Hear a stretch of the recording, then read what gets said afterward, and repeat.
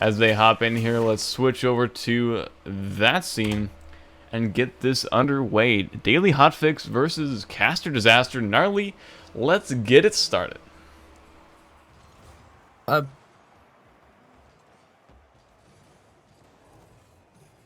Hello? Gnarly? Hello? I throw it over to Gnarly, and he immediately goes dark on me, but we'll endeavor to continue this anyway. Jasher going to be moving it downfield, immediately stomped on by Dazarin, but still a risky situation for the blue team. Yeah, I'm not sure exactly where Gnarly is. Rip Gnarly. Oh, a potential shot there for Curtis, not really able to get on that one quick enough, but still a lot of pressure coming on for the Caster Disaster side. If someone could tell Gnarly that he's not actually speaking, that would probably be good, so that he doesn't just... I think his internet just like straight up died. And Stax is the one that I would approach to help cast this, but he is indeed on the team with Jasher and Tony Danza. We'll continue this either way. Oh man, that's funny. As soon as we want to start, he just instantly dies. Jasher actually setting up his team very nicely here. Stack's gonna be following up. Oh, a double touch in the air. Not gonna come through on target, but it was a good thought nonetheless. It's gonna be trying to move back on the defense here for Daily Hotfix as Orange just starts to try to move towards them. But it's been kind of an uneventful game here, as the ball just gets sent downfield, and then nothing to follow up. Just a lucky shot from Stax is going to find the back of the net here. And a very interesting shot, but a good one nonetheless, with a lot of power and catching the defensive rotation off guard. Bear with me here as I turn up the audio a little bit, because it's very quiet. There we go. That should be a lot better, so you don't just hear my beautiful voice, although it is very beautiful.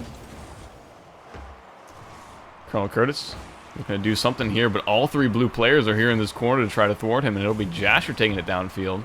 But with no support coming behind him, Dazzle will send it to the midfield. A 50-50. Stax will win that, and that will go downfield on his side, almost with another lucky goal just bouncing off that corner. Jasher will take possession of this one, taken immediately away by Dazzern, and hopefully Gnarly gets back in here as he finally rejoins the voice channel. He still needs to rejoin the game. What happened there, Gnarly? I sent it over to you. The one time I need you, and you're just gone.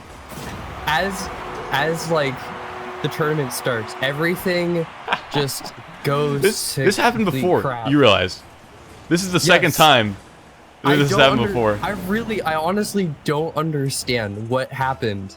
And Jasher will come up with that one. But yeah, that's very strange. My fault. Do you guys need a caster? No, Gnarly is back in here, hopefully recovering on his internet troubles as as this game continues to be underway. I was so excited too. I am on my way. Okay. Halfway through this game, and 2 goals here for the Daily Hotfix squad, taking down the casting squad a little bit. They know the game, they've casted it for long enough, but they really haven't been able to implement anything that they've learned. A little bit of bad defensive rotation has led to the Daily Hotfix squad getting a couple lucky goals and catching them off of their defensive rotation. Are you back in the game, Gnarly? Are you ready to take this one? I am here, and it appears that take it away. The casters are struggling. Here comes Tony Danza off the wall, though. Curtis just gonna grab the side boost as he retreats Jasher to the corner. Not gonna get another hit on that ball, and Curtis gonna try and clear it away. Tony Danza ends up hitting it up high, probably not the direction he was trying to take that ball. And now Stack's looking to finish that off, not able to make contact. Here comes Dazzler, though, trying to get a drive downfield going, is credited with the clear. Jasher almost looked like he had a scoring opportunity there. Dazzler opting for the dribble play. And there's another shot coming in from Jasher for a 3-0 lead. A nice one from Jasher as well. Just a lot of power on this one, catching it right by Ninja Rider and out of the reach of Colonel Mr. C. Curtis from RLC, rather. And we got, I'm pretty sure we have people from a lot of different orgs here. Almost all the major ones. We have Stacks from Nexus, we have Jasher from SPL, we have Colonel Curtis from RLC, and Ninja Rider from Mythical. The only people that we're missing is Hype, Mocket, and I'm probably missing a couple more. But it's funny that we have that plethora of organizations being represented in this first game. But yes, it has been on the side of Caster Disaster to have to deal with this offensive pressure. It's been just non-stop from this Daily Hotfix squad, and the defense just hasn't been that great for Caster Disaster. They've just been flailing over each other and not being able to deal with these random shots that have come in. And Stacks comes in with a beautiful shot, actually. I've played with Stacks before, and he's definitely improved here. Good rotation coming back. Dazzer not really willing to get up to that one soon enough. And that'll be a nice one there from Stacks. 40 seconds remaining. Still a little bit of an opportunity here for Caster Disaster, but they need to definitely improve right here on their defensive rotations at the end of this game and then moving forward through the rest of this best-of-3 series. They're definitely looking to get some momentum, and Ninja Rider finally getting a shot in with exactly 30 seconds left. This could be hopefully the beginning of a nice little comeback. If they can do that in game 2, bring it to a game 3, then there is hope for the Caster Disaster. But right now they are down by 3. Not a lot of hope for this game. Gonna be looking for the next one. Stacks putting that to the corner, trying to get it centered. Jasher has an easy shot on goal, and it's a 5-1 game. They're probably gonna be looking for the Brazil here in the last 20 seconds. It's very possible. We have seen 2 other goals in the previous 20 seconds of this one from Caster Disaster and then one again from Daily Hotfix. And the weird thing about these teams is they are like the definition of bubble teams. They just, messaged each other and said, hey, you want to play Nexus? And they're like, yeah, sure, let's go. So these guys are definitely a little bit unfamiliar with each other as far as play styles and everything of that nature. So in game 2, we would look to expect a bit of a change, just because these guys are not really that coherent right now, especially in this first game. It's the first game of the tournament. You're just getting into the flow of things, and it's definitely very obvious that they are not used to playing with each other, and their defensive rotations just leave a little bit to be lacking. But in game 2, as they learn their styles and communication and who should be moving into what roles, I would expect to see a bit of a better performance out of Caster Disaster. But on the same side, we might see more cohesion from Daily Hotfix. So it could go either way, but there's definitely a lot of improvement for Caster Disaster. See, this is the first round of the tournament, or I suppose second round, as we have just that trailing first round with Soul Team 1 and Namaste. But these are best-of-3 games, so Daily Hotfix will be taking the first game of this series. Needs to take one more for this best-of-3, but still leaving a little bit of improvement for Caster Disaster. Prosvik, thanks for the follow. Kind of an awkward name, but we appreciate the support either way. Follows help us grow as an organization, as we are still a bit of a baby organization, but we appreciate your guys' support, follows, and Matcherino code uses, and all that good stuff. So thank you. I was gonna point out that Stacks is actually Mohulis from VVV. Oh really? Yeah. And now we have Jerry Taz and Larry Taz. I was gonna say Stacks is on another team. That's why I was so confused. He's on a solo team with Band Candy and Divine Psychoblin, I think, something like that. But yeah, they have changed their names to Jerry Taz and Larry Taz, just looking to get a little bit of a rise out of me, and we appreciate it. But a good start for the Caster Disaster team. No one there on defense. Ninja Rider being one in the corner and not much after that, as Taz will just come in for an easy cleanup. That'll be a good start there for Caster Disaster, as Daily Hotfix looked to be the dominant force in the last one, but starting off strong in this one, Caster Disaster, this could definitely be a different game.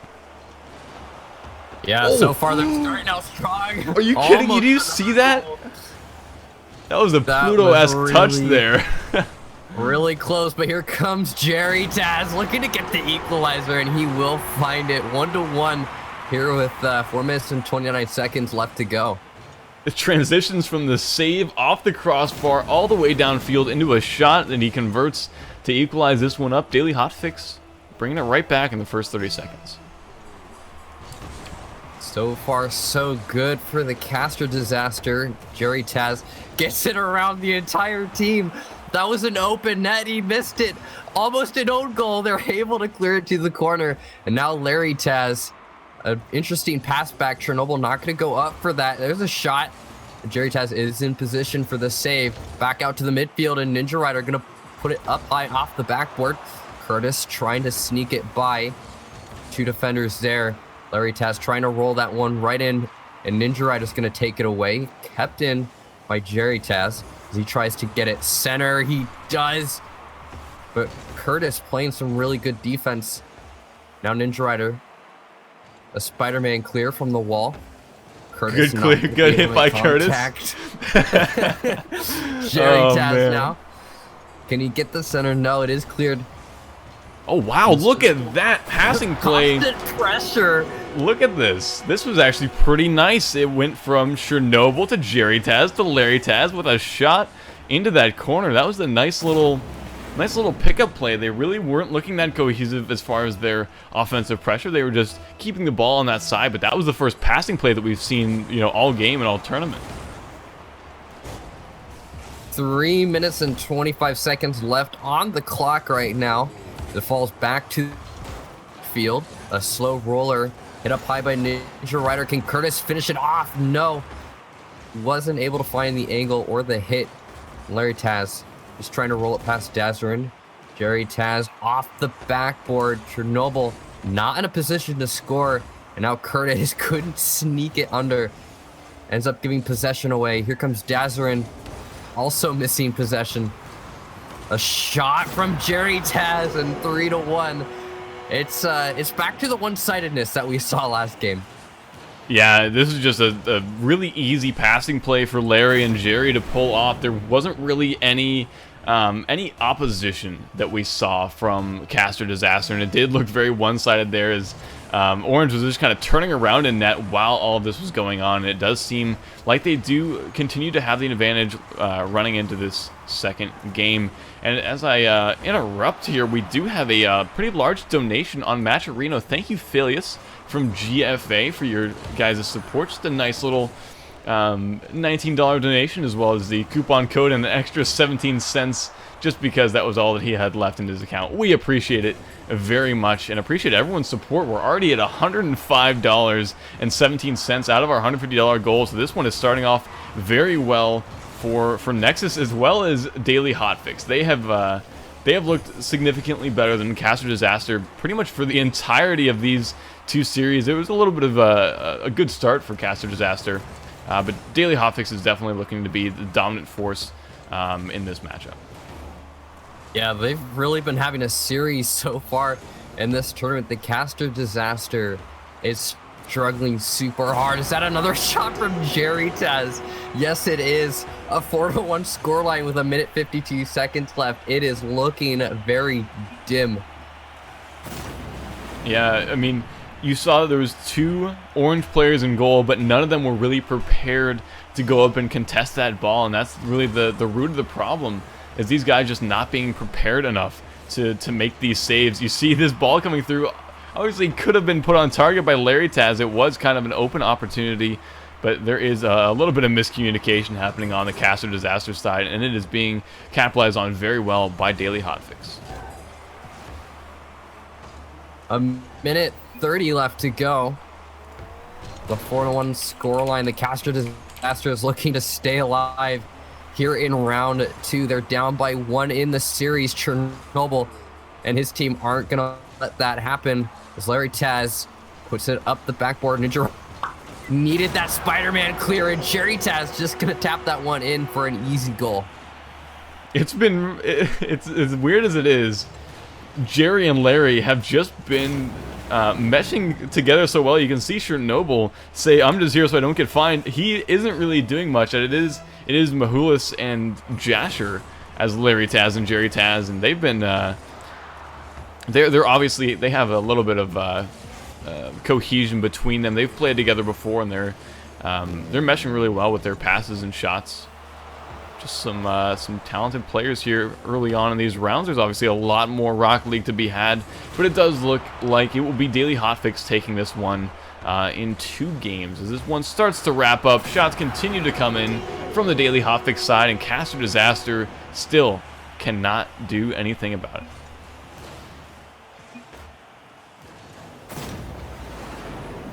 Yeah, 6-1 scoreline right now with 45 seconds left. A goal and that, you know, be enough. Oh man, they're not that is gonna some be winning quality internet there, Gnarly. You are let's just say you're at like 30% coming through. I can't even hear you now. Oh, Gnarly, why does this happen to you when you cast for us? Easy DDoS by whoever wants to mess with Gnarly.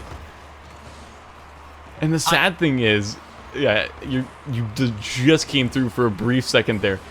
The thing is, Gnarly has wanted to cast one of these 3v3s for so long, and this is the first one that he's been able to since, I want to say, the beginning tournament that he casted half of.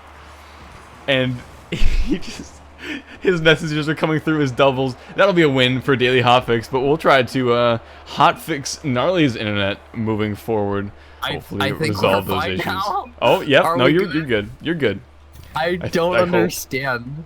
Someone hates funny. me. That is funny. am not a fan.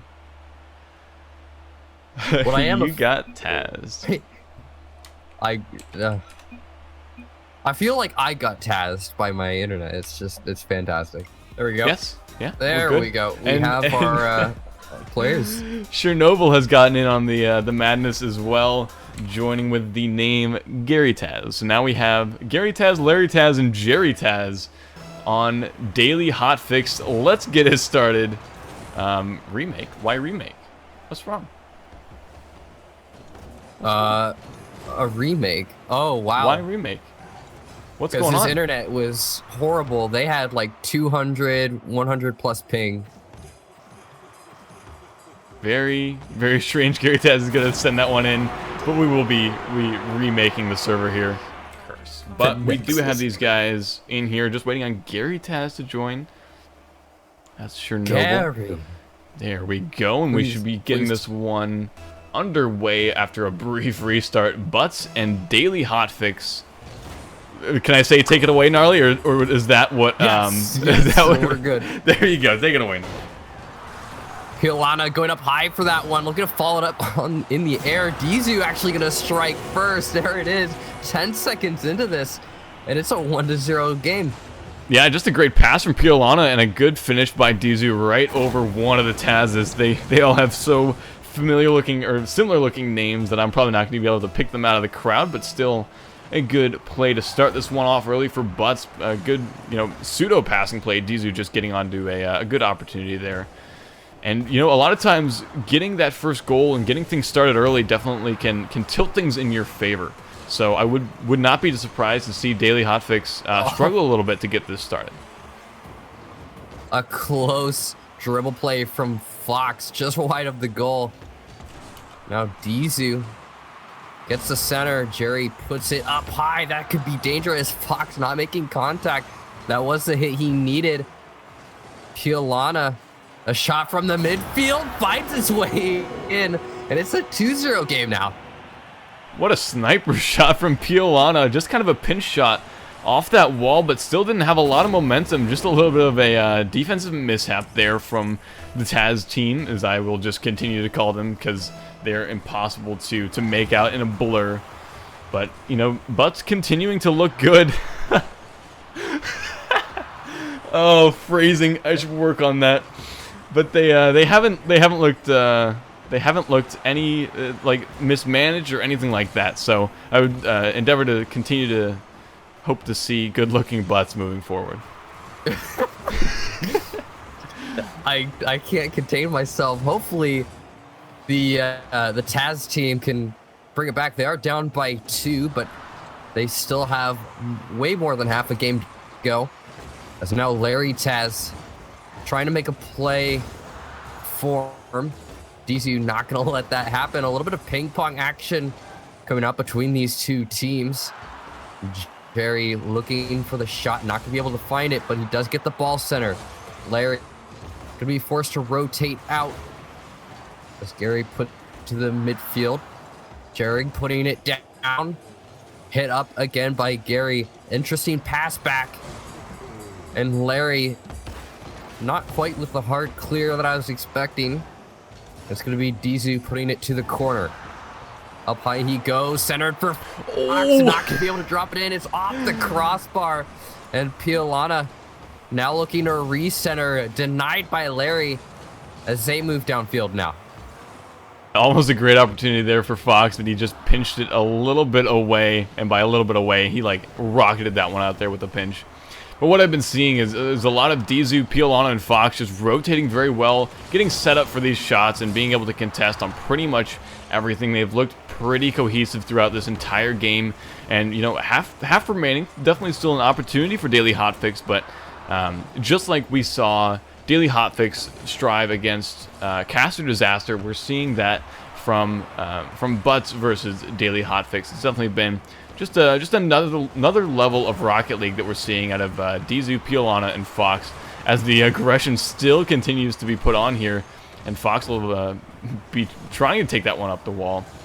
But even when they lose possession, there's always someone to then follow up and make something else happen afterwards. So Butts, they don't look like they're going to be cracking anytime soon, as they continue to put on pressure for the Daily Hotfix side.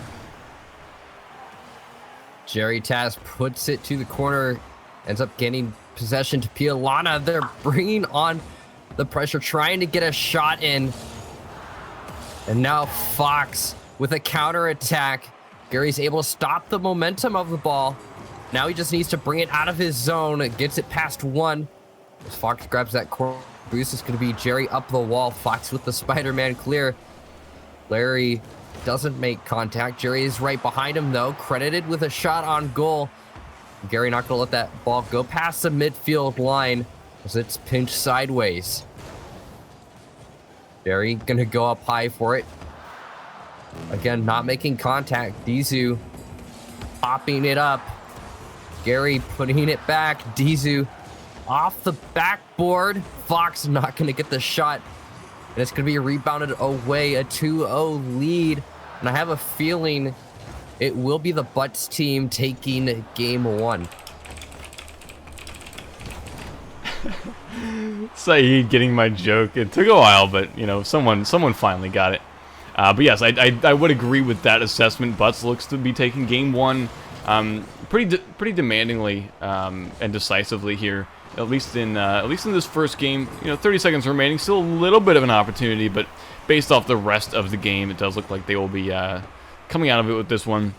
It's just been a little bit better rotation, and these passing plays, you see Piolana to Dizu will end up finding the goal, but that's those little things definitely affect the entire game, right? If you're able to pull these off, you can accelerate downfield very quickly and capitalize on a little bit of poor defensive positioning, and it's just that second level that we're seeing out of Butts right now, and it's been very refreshing. The last 5 seconds game of keep away for the Butts team falls, and then take game one. And I have a feeling coming out really hard in game two. Is it just me, or does Butts not fit anywhere in a sentence? Just such a strange word to say. You know, having... yeah, like, I didn't even mean that joke to come through when I said it doesn't look like Butts are going to be cracking anytime soon. That's just like a normal thing I would say with a normal team name. But now I got butt crack jokes in my chat, and refreshing Butts. It's just a weird team name to have to incorporate into a regular shoutcast. But I digress. Shogun. They're looking pretty good. The Butts are looking pretty good in game one. Gary Taz has left, and so has Fox. Oh, have you not caught up? Nope, you're in this one. Maybe they didn't. Okay, what are you saying? They left. It said they left. Oh man, Gnarly is having a rough time here today. Gary has now ascended beyond intentionally making puns. Yes, puns now make themselves for me, and I just they just come out of my mouth at this point. Hopefully we're going to see a little bit of better daily hotfix as the Gary Taz, Larry Taz, and Jerry Taz crew look to improve on that last game. They had a little bit of an easy route in Game 1, but then challenged very much in Game 2. Now we're just going to look for a little bit of an improvement to stay alive in this tournament. This is a single elimination tournament, best of 3 in round 3. So this is potentially the end of the road for daily hotfix if Butts will take this one, and already they're looking to put on this pressure. Yeah, they are. But it's Gary Taz and Larry Taz on the offensive, trying to regain control. DZ with a really hard clear downfield. A center ball, and Larry Taz gonna put it right down Main Street. Pialana forced to put it to the corner. As Jerry Taz goes up for it, doesn't get the touch. It's actually Larry Taz credited with a goal there. As Gary Taz again puts it to the corner. Now Larry Taz downfield, opting for the dribble play, puts it out to the midfield. Pialana to the backboard. Can Pialana score now?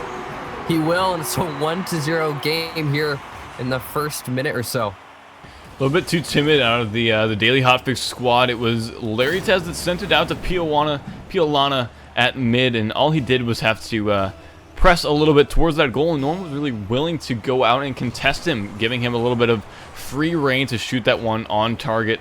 And I think that's the fix that now I'm seeing, just based off of that single play. It's like, oh yeah, that has been the problem. It's their timidity, them not wanting to come out and challenge, and being a little bit inaccurate in challenges as well. You see Larry Taz throwing Jerry Taz downfield, leaving their defense a little bit stunted as far as their rotation goes. See Larry Taz is out at mid, and this is a pass out for Fox. Can't get it on target, but it is pretty apparent that the daily hotfix team might be a little bit scared going into this one, and that's definitely not something that you want moving into Game 2 of a very important series. Pialana gonna chip that one up. There is a challenge, and they're looking to score again. Dizu and Pialana struggling in the corner. Fox looking to rotate in. That ball is sent flying to the other side. A good clear downfield, missed by Fox. As Pialana taking up the mantle. Gary could have scored there. Doesn't take the shot. And now Larry Taz forced on defense, looking to clear it away as it rolls down. A good clear by Jerry Taz. Not going to get it past Pialana. DZ with control. Taking it to the orange zone. Looking to sneak it past Gary Taz. And Dizu is out of play. Fox hitting it up high. A good pass to Pialana. And it's going to fall back down to Fox. And it's off the backboard. No goal there. And a recenter I've seen that not found. At least 3 times from Fox. His shots have just been a little bit off target all series. He's hit the crossbar. One was that pinch, which wasn't really that much of his fault, but a couple other opportunities where he's just not been exactly on target, and I feel like he's going to struggle with that later on. That should have been a powerful shot coming in, and you know, that's just a little improvement for the Butts side. You know, Butts already looking so good in this game, does have a little room for improvement. And actually, I was about to say that Daily Hotfix was looking a little better, but they almost own goaled it. Pialana not lucking out there and putting it high. And they, man, the Taz team lucked out so hard. Fox is looking to take that luck away. Here comes Dizu up high. A shot to the backboard, trying to keep it center. This is dangerous. Pialana. Oh, hopes and dreams gone. Pialana making a 2-0 game. Yeah, and a 2-0 game with the level of inactivity that's been happening in this game from Daily Hotfix, right? They've been struggling just to keep it out of their zone. They've been doing so fairly successfully, but at this point, 1 minute and 2 goals with a lot of what we've seen previously looks to be very, just very unlikely in this one. Daily Hotfix has a lot of work to do in less than a minute now. A shot from Larry Taz not making contact. That seems to be a big problem for the Taz team right now is not being able to make contact. Here comes Gary Taz, though. A good pass. Manages to beat the two defenders. It just was off target. A good clear from Fox. And now Dizu has time. Needs to take the shot, though, as it comes back out to the midfield line to the blue zone. It will be cleared away by Piolana. The last remaining 30 seconds. They need to keep up the pressure, maintain that lead. There is a slight hope, but only a slight hope. Unless they do something now, it may be all over. Fox doesn't get the challenge. It is going to fall. Larry Taz is up in the air. Once again, it's looking like it's going to go the way of Butts. And here in the last 5 seconds, ball has yet to fall. And there it is. Butts will take a 2-0 series sweep over the Taz team to move on to the quarterfinals. Yeah, these guys moving very quickly into the quarterfinals. They didn't have a match in round one, as did most of these teams. So, yeah, round three was basically round two. But yes, Butts will be the first team moving into the quarterfinals, and they actually have quite a hard matchup. Whoever they'll be facing, Flux or Wall Hacks, and it probably will be Wall Hacks as they are our second seed. But definitely, yeah, this is gonna be really, really good. I have a feeling Safe Space is gonna have a pretty rough time with the Spork team, but yeah, and that's definitely no dig at Safe Space. It's just just Spork is very documented in what they can bring to the table, and I'm excited to see what they have in store for us. This is a best of 5, as it is one of our quarterfinal games. Is that correct? Am I correct here? Or am no, I this is incorrect? this is a best of 3. We are still in the round of 16 for this match. You right. And But look an at that, a quick start. Yeah, very quick start for Sport to come out here. Just 3 seconds into the game, a kind of a kickoff goal, as Classics was overtaken by Kronovi for a goal here, and a little bit of miscommunication on the takeoff there for that kickoff, but it looks like they are trying a bit of a strategy. The delayed kickoff, Torment, Kronovi, Classics, all trying to make something happen here. Just a failed pass from Kronovi to Classics, but still led to a great situation here as Torment will put that one in. 15 seconds into this one, and already 2 goals for Spork. This is definitely the time for Safe Space to take a step back and say these guys are the next level here. So yeah, definitely need to do that soon before the score keeps increasing, as Classics will find just a nice tight shot right on target, as no one was really ready for it on the defensive end of Safe Space. Yeah, so far the Spork team is walking all over the Safe Space team with 4 minutes and 37 seconds left to go. This is already a pretty rough match, but they do still have a full game to play as Torment puts it towards the backboard. Frequent trying to clear it away. Quada, a soft touch towards the corner, and Kronovi's going to try and rotate in. Now Classics forced back on the defense, grabbing that corner boost and putting it out to Torment, who gets a pretty nice clear downfield, following it up. The Frequent putting it up high. Kronovi is back waiting in the box. Now Quada looking to center it. None of his teammates are in position to score. As I say that, Frequent puts a shot on net. But now the passing play, or what could have been a passing play upfield, as Kronovi struggles trying to get possession of the ball. Did you see that shot that could have come through for Frequent Moss? Would have been pretty nice. And Quada actually almost dunking on Classics. This is a little bit surprising here at a Safe Space. I didn't really expect this to happen, but for a little bit their Spork was a little bit tied down in their zone, but it's going downfield. A nice pass out by Kronovi. Torment wasn't really able to come onto it, as he was indeed dead, but this is much better at a Safe Space now that they've kind of warmed up a little against this team. Yeah, we were talking about how they are going to have a little bit of a rough game, but they're holding their own pretty well, which is really exciting to see. Frequent Moss coming off the corner wall, a pass to his teammate, and Classics is going to interrupt it. Now Quada has possession. Going for the dribble play, a flick. Not going to get over Kronovi. Torment's actually going to rotate in, and Classics just out of position for the shot. Quada looking to follow it up. Torment's going to put it to the side. Now coming off the wall and back down. Moss is waiting for it, trying to block the play. It's actually going to be Quada coming out of the box to move it downfield. Classics with a chip up. And J-Bob going to keep it in the blue zone. Quada had a shot on target, and it was interrupted. Frequent to the side, and Torment just trying to keep up that pressure as it remains a 3-0 game. Yeah, halfway through this one, it does seem like Spork has kind of taken off the gas a little bit here, but it has been nice to see these little plays coming through for safe spaces. They've been able to get it past a couple of the members of Spork. No real shots on target to speak of, but oh man, it's so many close calls in the safe space side. But Quada with a couple solo plays and the nice little passing plays have served them very well, but they need a lot more to just break out of their zone a little bit.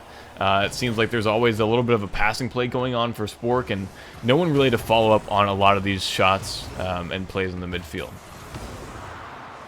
A minute, 35 seconds left on the clock as Torment gets sent flying into the air. It's going to be J-Bob putting it out to the midfield. Classics definitely trying to keep it in the orange zone. Kronovi with a shot to make it 4-0.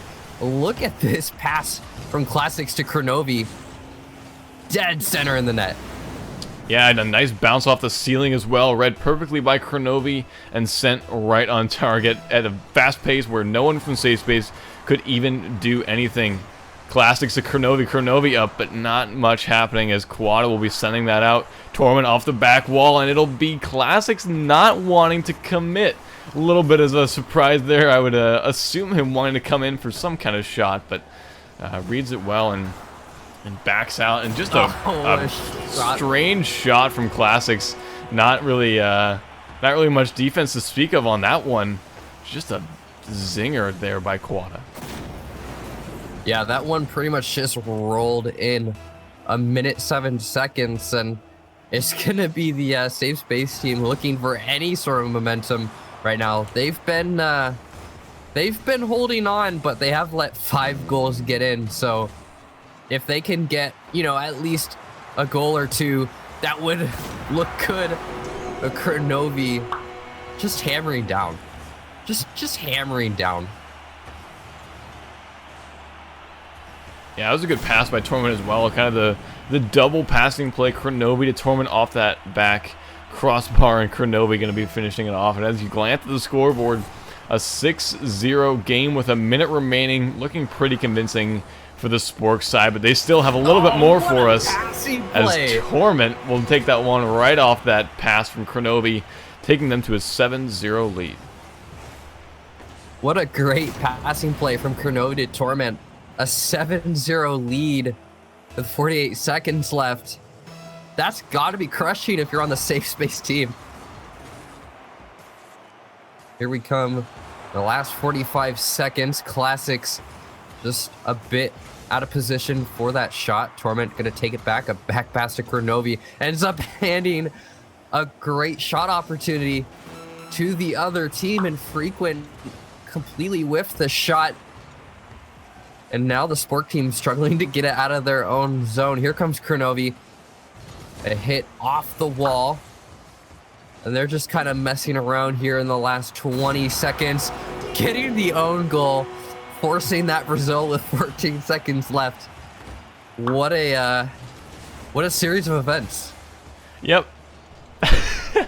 No one from the orange team touching that in so long. You could see that the camera didn't know really what to focus on besides the ball, and 14 seconds remaining. It does look like we're finishing up with a Brazil. This is a best of 3, as it is not our quarterfinals yet, so it's gonna need to be a quick turnaround for Spork to be able to do anything against these guys, or safe space to do anything against Spork, as it may be. But a pretty commanding finish there for Spork as they take game 1 in this best of 3. Thanks for all the follows, by the way. Thanks for making those pops come off. We definitely appreciate it. We run these tournaments every Saturday, and moving forward, our first tournament for 2v2s will be on Wednesday. So if you want some more Rocket League action, we've definitely got it for you. And those will be at 6 p.m. EST for the 2v2s and 7 p.m. EST for the 3v3s. But I digress, and we have some more Rocket League to get back to, as Spork and Safe Space still have a couple more matches to be played, potentially 2, but maybe only 1. We would need to see quite a miracle out of Safe Space to see them taking 2 games against Spork, but stranger things have happened, so we'll just endeavor to see what goes on here as we... Oh. Safe Space is missing a player. Oh, no. So we do have to start off with everyone in the lobby. Yeah, that commanding lead from Spork pretty much spells doom for the Safe Space team, but they do have another match to play, so it's entirely possible for a comeback. It is, but they would need to pull off something that I'm just not sure they're prepared to do.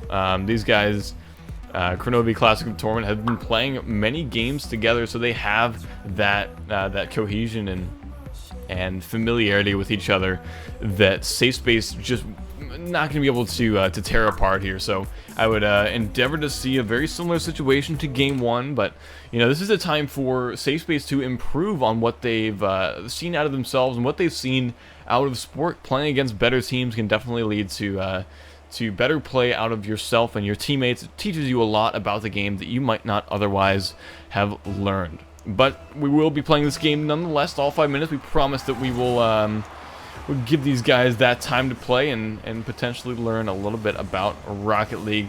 Spork, probably going to be moving on here, but, definitely gotta leave it open. It's possible the Safe Space just, completely sweeps them and, yeah, decimates them. Force a Game 3, that would be great, but they need to get it out of their own zone first, and Quada looking to score early here. They're able to do just what I said. A good center ball from J-Bob, broken up by Torment. Now Kronovi getting close to the ball. Quada not going to give him a chance to strike, as J-Bob now taking it to the side wall, ends up losing possession. And Quada's able to take it right back. Classic not rotating completely onto defense, trying to hit it into the orange zone. Some small little passing play between Classics and Kronovi.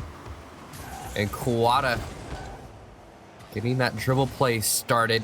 Can't hold on as Torment gets some challenges going. Classics trying to put that on target. Kronovi couldn't sneak it in there. Here comes Torment, though, rolling it along that backboard. Back off, back to Classics, and there it is, the first point of the game. Torment with a nice little pass. There's been so many of those double touches along that back wall, and it's finally going to be Torment to Classics, sniping it in the top left corner. Just beautiful placement by 2 defenders. 1:30 into this one, and Spork taking a good lead. Quota? Okay. Quota. That makes a lot of sense. Quota? Look, we don't strive to be the best pronunciators. We just like carbon. I will say Quota, but here comes J-Bob. A nice flick. Not on target. Quota is on the wall. Hits it off the ceiling and down to J-Bob, and it will come back out. Frequent is there. Doesn't get the hit he needed, and Torment's gonna get a big clear downfield to the corner, trying to get it center. A dangerous position to be in. Now it's Kronovi putting it to Torment, back out to Kronovi. Torment gonna follow it up. Frequent is gonna challenge it. Quota's not gonna be able to get it past Classics. He's just gonna follow it up and get a 2-0 lead. He's kind of helicoptering the ball here as he moves down onto it.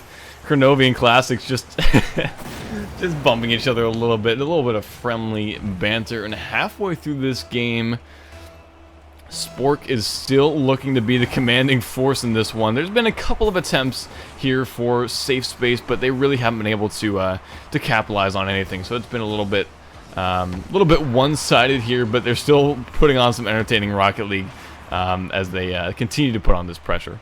Classics? Hello? You seem to be... Oh, no, he's back. He took a little break. He needed to give his hands a little bit of a breather. Gotta rest your fingers, man. It's important. But Classics is back, putting it out to Torment. Quota gonna send it right back. Kronovi is waiting, gets dunked on by Quota. That doesn't find its way in. And now it's Kronovi making his way downfield, gets the pop, and there's no one home on defense. Torment gonna have a free net to shoot on. At this point in the game, you would want to go for a more aggressive style because you need to make up these 3 goals in such a limited amount of time. But a side effect of doing so is that you have no defense if countered properly, and we saw that there from Kronovi. Just a beautiful pass downfield to get it to release the pressure a little bit, and Torment and Classics were waiting to finish that one off. Kronovi actually with a fantastic pass out to the midfield there, off the wall, a little bit of a weird flip, but led to some good results. And Torment will be sending it mid. Kronovi there, but really nothing leading out of this. They're looking to do too many fancy passing plays and not really focusing on just the straight up goals, which is entertaining. They are messing around a little bit. Kronovi going in reverse, trying to finish that off. That would have looked pretty good if he had been able to make that. A frequent Moss trying to go for the direct route out of his own goal. Here comes Torment trying to just drop it in there. Not going to be found. Comes off while Classic's going to finish that off. I need to see the replay. I don't understand what happened here with Torment. Look at this. What? What? He had too much downward momentum. When you backflip, it nullifies all your momentum in a single direction and just changes based on the flip. So he flipped, and it just kind of spun him there in a stationary position, and he just tapped the ball, and Classics was able to finish it. But it looked very strange there for a sec. That is the most interesting shot attempt I have ever seen. And I kind of want to try it out myself now. Well, Kronovi, almost another goal. And Quota just going to take it away. Classics not going to let it get far, though. Here comes Kronovi from off the wall. Doesn't get a hit on it, and he's going to rotate out. He slid out of there. He landed, didn't hit the ball, and just, like, used boost to retreat back. Oh, man. He tried to slide into those DMs. Here comes Kronovi. Not getting a hit on that.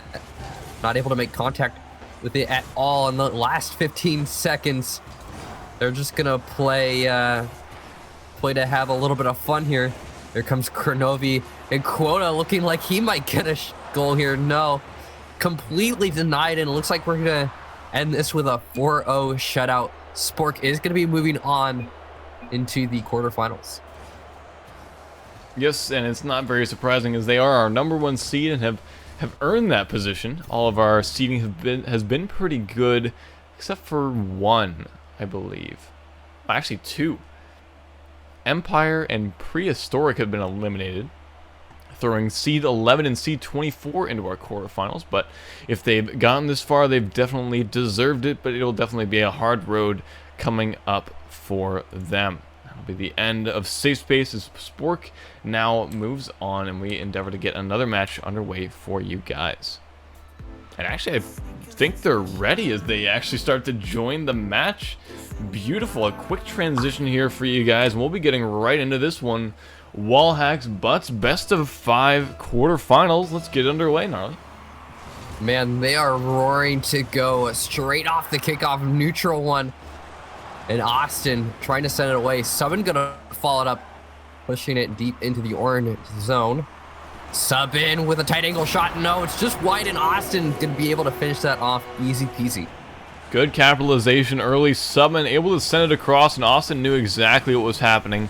Able to receive it right in front of goal after Subin was able to bait both defenders out of the zone with that one. 13 seconds in, and a quick start for Wallhacks. Butts really needs to back up and figure out who they're playing against here. Austin not gonna reach the backboard. DC's actually gonna come off, and now Fox trying to get a hit into the blue zone. Piolana Almost a great pass to Dizu. Now Subin going for the dribble play. Dizu gonna come up the wall for that one. Oh, a good pass to Fox, and that should have been an easy goal. Misses it instead. And now Subin is left with possession, moving it downfield. Pepiope is playing behind him. Taking the shot, it goes off the post. As Austin tries to keep up the pressure, it will fall to Piolana. Putting it up high, Subin gonna come off from the backboard. Pushes it past two players. Austin, oh, looked like it was on target. And it was broken up by Dizu. Subin with another shot off the backboard. Pepiope not gonna be able to follow that one off. Austin off the backboard. Subin will be denied contact. They're still managing to keep up the pressure, but Fox has taken away control very briefly. Austin not going to be able to get the passing play, but Pepiope almost with an easy finish. They're really keeping up the pressure here. Yeah, Piolana actually thought that he had a little time to escape, to go for boost, but shots keep coming in and in from this Wallhacks team. They have been everywhere and always knowing where the defenders are going to be. It's almost like they have Wallhacks on. It's just been unrelenting pressure from Wallhacks for these past 2 minutes, and something that's leading to them being able to pull off this pressure is no cohesive plays downfield. You can see Dizu try to send it out, but there's no one there to back him up, and again the pressure will start, and potentially a shot in from Austin, and Piolana not able to clear that one out, and that'll be the second goal here for Wallhacks. Austin getting another shot in goal. Piolana read that, wasn't able to make the save, ends up putting it in himself. And now with 2 minutes and 47 seconds left to go, Austin is going to win the kickoff, grabbing that side boost and coming off of the wall just over goal. DC's going to get the Spider-Man clear straight down the midfield. Subin puts it back in. Another clear coming out from Dizu, and Austin, a shot on target, and that's just going to go in halfway through game one. What a nice shot from Austin, though. It's halfway, and they're starting to get a little bit of momentum going their way. But that was just a great shot. Not much anyone could have done about that. Too much power from that midline, and the defensive rotations have just been falling apart a little bit too much for Butts. Wallhacks looking to be too strong, at least starting off with this one. What needs to happen is, Butts needs to just realize that this is another caliber of team, and they need to stop making these little mistakes. You said a little while ago how Fox missed that shot, and that's something we've been seeing all tournament, is Fox not being able to land these shots on target. And if he's still unable to do so at this stage of the tournament, they're definitely going to have a little bit of trouble. Yeah, I definitely agree. Fox does seem to be having a problem with accuracy right now. You saw he was able to make that clear. Might not have been the direction that he wanted it to go necessarily, but he is playing the ball upfield now. DC with a shot. Fox trying to finish it off. It was a good passing play in theory. Austin looking for a goal. Piolana rotating back on defense just in time. Here comes Pepiope, though, trying to put it center. And now Fox going upside down in the air for that. It will fall to Piolana, going for the dribble play, and Subin's just going to muscle it past him. Dizu not able to get it past Austin, and they're really, really struggling with the pressure right now. Pepiope, hands off possession. That would have been a great passing play if it had succeeded. Yeah, that's the difference that we're seeing out of Wallhacks versus Butts. The passing plays that have actually been able to go through have been much more in number. You see Subin to Pepiope. It was helped out a little bit by an orange defender, but still leads to these opportunities coming through. Subin just capitalizing on a great touch. It would have had the same result if Pepiope had touched it versus Dizu, but just a great shot to finish that one off. I will note that the players, we know Fox and Dizu. I'm not really familiar with Piolana, but we know that Fox and Dizu are really, really strong players, and we can see that Piolana is holding up his end as well. So I think, in terms of skill level, it's a pretty even match. Just, right now it seems that Fox is not having a good day for the most part, and, the scoreline is really reflecting it. but it doesn't, reflect the skill levels, I think, necessarily. Yeah, we haven't seen Piolana out a lot, but he is a very reputable player. Plays a lot, just in the 3v3 skill category. I think 57 is what someone just told me. So definitely a very respectable team that we have here out of Butts, and that just kind of tells you that Wallhacks is that much more of a good team. You might think that what they're doing is pretty elementary and not that impressive, but just look at it from Dizu or Piolana's or Fox's point of view, and this is some great pressure that's being put on by Wallhacks, and just at that midline, able to shut down pretty much every clear has vaulted them into a very good situation. And winning game 1 of this best of 5 is definitely a good way to start as we venture to move forward towards the second game, looking to have a little bit of a change in our Butts. Our Butts are a little bit weak right now, and might have to recalibrate against a team of this caliber of Wallhacks. Yeah, hopefully they can kind of get it together in game 2. It is a best of 5, so they have at the very least 3 games to kind of get things going, but game 2 is preferably where you want to start stepping it up. But here we go, getting ready for game 2. Straight off the kickoff, it is going to go the way of Fox. Relatively neutral though. Pepiope grabbing that side boost up the wall, looking to follow it down himself. Fox is going to be the one to clear it away. Subin keeping it center for Pepiope. Doesn't get contact. A very, what seems to be a frequent problem tonight is not even being able to touch the ball. Subin though, going to put it up high off the backboard. Austin coming in sideways, and there it is, the first goal of the game. 30 seconds exactly into this one. Not much Dizu could have done besides that in that situation. Austin just comes in flying through the air with a powerful shot to boot, and that'll be the first one for Wallhacks 30 seconds in. A 1-0 scoreline so far. Kickoff will go the way of the Wallhacks team. Pepiope pinching it off the wall all the way over to Subin. He's not able to get that center. Fox is able to make the clear. A big pinch downfield. Pepiope is able to take control. Piolana waiting for it. Dizu is actually going to be the one coming from the backfield. It falls to Piolana this time. Fox a little bit out of position. Piolana is there to save him, as Pepiope looks to challenge Dizu. Fox is not able to grab that boost. Possible shot from Austin. Isn't able to make contact now. Dizu not able to get past that last defender. Here comes Fox though. A bounce just a bit too high. A passing play possibly. It drops to Piolana. No, it off the post. And it remains 1-0.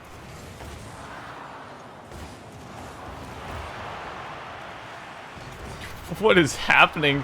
The death that is happening right in front of the Butts goal. Just everyone getting completely demolished. But not a lot of action and not a lot of pressure, which is kind of surprising. Something that we were saying from Wallhacks was their most impressive quality was the pressure that they were able to put on. And for about 30 seconds here, it hasn't been that way. They've been able to the Butts team has been able to come back and actually put on pressure on their side, and a shot opportunity for Fox puts it on target, and that'll be an equalized game for Butts and Wallhacks. He won't miss twice. He had an open net. He took that opportunity, an easy shot on goal, and it looks like Fox is starting to come back a little bit. We have a tied game now with 2 minutes and 53 seconds left. Kickoff will go the way of Dizu as he tries to come off the wall with that. A centered ball, and Piolana's not going to be able to get in position time for that. Now Subin putting it out to Pepiope, interrupted by Dizu as he puts it towards the back wall. Piolana is playing up. Out of position though. And Austin putting it up high, rebounding it off that corner wall. The floater. Subin was hoping it would drop down to him. A shot from Pepiope, though. Not going to find the net as they keep up the pressure. This is more like game one now. They seem to be ramping up the pressure here in the last half of this game, Kerry. Yeah, but still nothing to speak of as far as goals. They have been upping the pressure, but after that equalizer, it's been kind of dead for this last minute, and we're just looking for something to break here, and that it has the possibility of being either side with what we've seen out of the Butts team. You see a demo coming out there against Butts, but still able to get a shot off. This is just lacking a little bit in pressure for both sides. We complimented that out of wall hacks, but it's died off and hasn't really come back. We've seen these little spurts of aggression, but nothing sustainable. Oh, an open net, and Subin not gonna waste his opportunity. A minute 24 seconds left, and they have finally cracked the defense. A great pass from Austin to take the lead here in game two. Yeah, I wouldn't even call that, you know, a lot of pressure that was able to make that happen. It was just a simple passing play. Pepiope getting it right by a defender, and Subin was left out in the middle pretty open. Not sure exactly what led to that situation, but it was definitely a dropped opportunity for Butts to keep that lead equalized, or keep that lead out of Wall Hacks' side. Equalized. Keeping the equalized equal, and very equal, and very equal. Yes. Now Piolana looking to equalize the game once more. Dizu, the pass to Piolana, and Pepiope with a clutch save. Austin with a clutch save. Now Subin working his way downfield, off the backboard to Austin. The shot goes all the way to the corner, and Dizu to Piolana. There it is, the equalizer. We've been saying equalize a lot here in the last 30 seconds, but there it is, a tied game in the remaining 30 seconds. This is really nice to see. A really close game too. Yeah, Butts has been able to come back and actually put on counter pressure onto Wall Hack, something I didn't think was going to be possible. And a simple stolen ball by Piolana, just equalizing it here with 20 seconds remaining. Still opportunities for both sides as pass comes through. Austin not able to get onto that one uncontested, but Subin looking for a shot as well. Pepiope still putting on this pressure, and these guys are all in the corner. Something can come out mid. This might be an opportunity. Pepiope to Austin, not able to make contact, and we're going to overtime, boys. Here we go, a tied game in overtime. This is the first overtime of the tournament. We haven't really had, I think, a game this close the entire tournament, so this is exciting to see.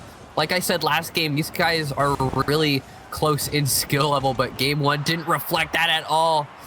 Pepiope putting it just high, could have left it for Subin, but Dizu couldn't get it past the defender. Now Fox looking to center it. Austin puts it up high, and Pepiope gonna put it to the side for good measure. Subin passes it back. The good passing plays, but now it's the Butts team working their way downfield as Fox tries to play it up. Piolana's gonna rotate in as it drops down. Piolana puts it away, and now Pepiope looking to get on offense. Here comes Austin, just wide of net. Piolana gonna kill it before it bounces up. Fox with a shot down Main Street. An easy save for Subin. We'll go back to Dizu, and Subin's just gonna aggress it past. A pretty back and forth overtime so far here in game two, as well as a pretty low scoring game. I think that the thing that's gonna break that overtime will be a passing play. We really haven't seen anything so far. These guys are just a little bit too timid to get out of their zone, and oh my gosh, no way! A snipe from Dizu. Dizu. No way! putting it down all the way to the center of the goal, making Gary eat his words. Absolutely exquisite. Honestly, just beautiful. But taking game 2 for a tied series, we are guaranteed a game 4. This is exciting. This is exciting.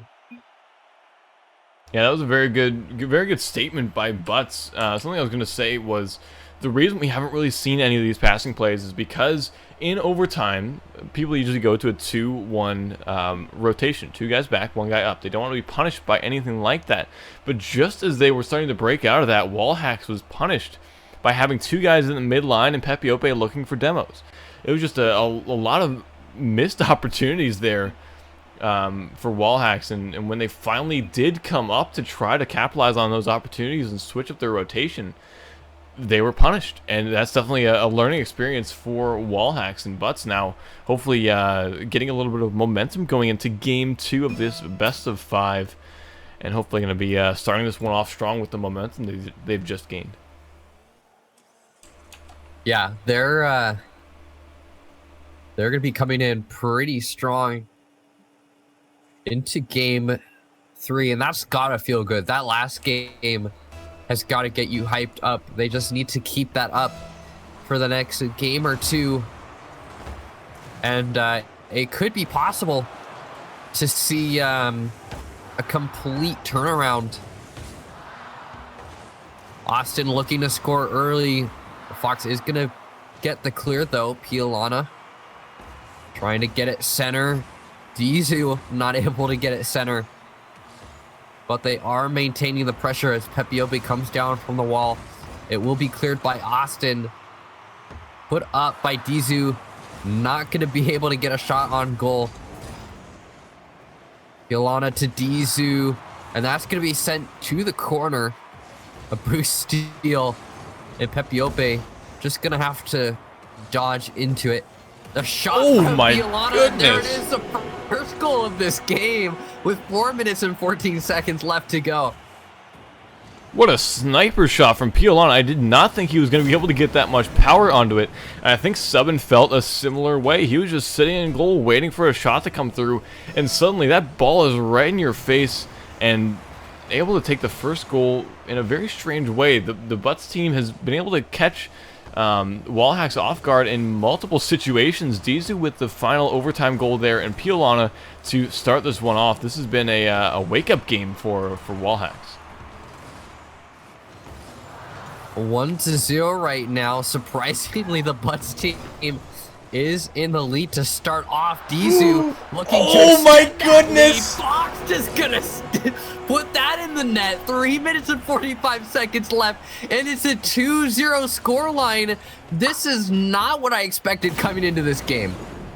Can we talk about that stop from Dizu? What a beautiful pass, and Fox able to follow up onto it and finish that one off, and now a 2-goal lead for Butts. Definitely not what I expected in game 3 of this one. Just based off game 1 with these guys, Wallhacks has just been dominating. And then coming through, Butts winning in overtime, and now taking the lead a minute and 30 seconds into this one. Something definitely needs to change for Wallhacks, and we were starting to see it there as Pepe Ope was definitely bullying Pialana a little bit. That can tilt a player and just throw off the rotations a little bit, and Pepe Ope is definitely known for doing that. Pepe Ope looking to strike here. It might fall to Subban. Not able to get contact with the ball. And Pialana just going to try and push it out towards the midfield. It is hugging that back wall. Pepe Ope almost finishing that off. It was a great pass from Austin that was intended to be a shot on net. And now Fox is successful in getting it past Subban, who gets the pass back to Pepe Ope. And Dizu just going to send it flying to the blue corner. Now up high as Fox tries to get the touch from the wall. Pialana trying to get up fast to that one. And it will be sent. A hard clear from Pepe Ope, who gets taken out of play by Pialana. Off the backboard the ball goes as Dizu tries to follow it up. A shot not found by Subban. Here comes Pialana. Austin is going to take control. Caught a little bit out of position. Pepiope is there to back him up, rebounding it to himself. Austin tried to take this shot, and it's left to Dizu, who's playing it upfield now. Pepiope misses the hit on the ball. Dizu tried to get it center. Piolana, a fast spin around onto that ball. Subin gets credited with the epic save, and it's sent flying to the corner. Dizu whiffs on the hit from the wall. Pepiope does get the pinch. It flies out in front of goal, and Austin not in time to make the shot. Here comes Fox, though. Another shot coming in. Piolana trying to hit it down. Oh, that could have been it. Subin gonna luck out big time there. Is successful in clearing it away, and it will remain a 2-1. Austin striking. It's a 2-1 game now, making me eat my words. What a great pinch shot from Subin and Austin. Just a weird play, getting over the first defender, and while two defenders were still rotating back, a goal's just going to go in there for Wall Hacks, and definitely would hopefully start their momentum downfield. They've been pretty quiet in these past two games ever since that overtime came through, and they were a bit punished. This is definitely the time that they're able to make something happen. Almost an own goal from Piolana, actually. Kind of a risky play, but they'll transition and move downfield as Fox looks to follow that up. Pepiope will send that away. Now, a long shot there from Subin. Not going to find much, and really we're back to this kind of dead gameplay in this middle third. Nothing really happening. No possession being carried down from either side. It's just been a back and forth ping pong style game, and that's definitely not good for the Wall Hack side.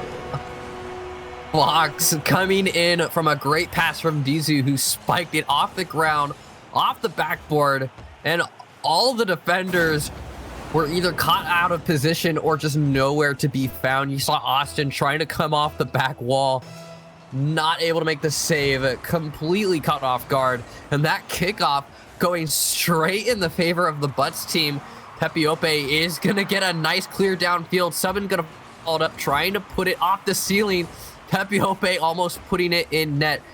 Now they are up by 2. If Austin can get a goal here, that could have been good. 30 seconds left, and it's really dim. Oh, Austin bringing it back to a 1-goal game. 21 seconds left. Could it be anyone's game? I mean, it's very possible. We've seen stranger things out of Wall Hacks. We know how talented of players those three individuals are, and we know that they have enough cohesion between them and teamwork to make something happen, but it would be pretty unlikely to be able to see something in these last 12 seconds. They need to make something happen basically right now, and as Pepiope struggles to maintain possession of this one and Fox wastes time in the corner, it does look like we'll be seeing game 2 or win 2 go to Butts, but I might be wrong. No! Wow! Oh my goodness! Down, but surprisingly, not something we predicted after their game 1 performance. But Butts is up 2-1 in the series to be on match point. I kind of was really not expecting this out of the Butts team, but I mean, they've kind of pulled it out of nowhere. Yeah, we've seen some quality play out of Butts, and I think it's because Fox has turned it around. We noticed earlier on in the day he wasn't really nailing his shots, not really not being able to mesh with his team as well as we need him to. But in this game, you can definitely see, just according to the scoreboard and a couple of the plays that he was a part of, some nice shots coming through and just some great overall play and teamwork with his with this Butts squad, and that's taking them to kind of a next level. We're gonna need to see something out of Wall Hacks in now game 4, as they are on their potential last limb.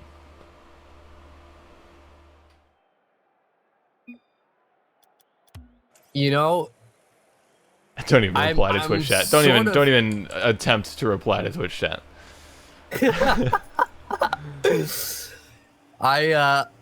If we could see a game 5, that would actually be amazing. I think Subin, Pepiope, and Austin, they can make it happen, but I can't believe I'm saying it. They need to step up against this Butts team.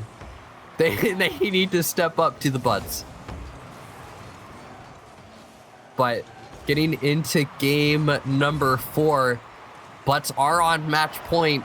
If they take this game, they will be moving on to the semifinals. And it looks like we'll be saying goodbye to the Wall Hacks team. Milana scoring first here in the first 30 seconds. Yeah, this is a great capitalization very early on.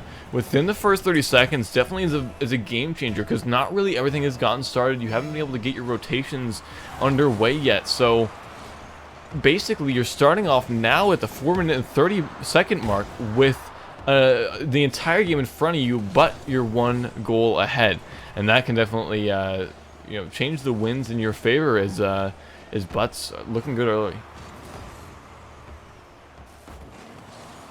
Ilana trying to move it downfield. Subin is gonna send it back.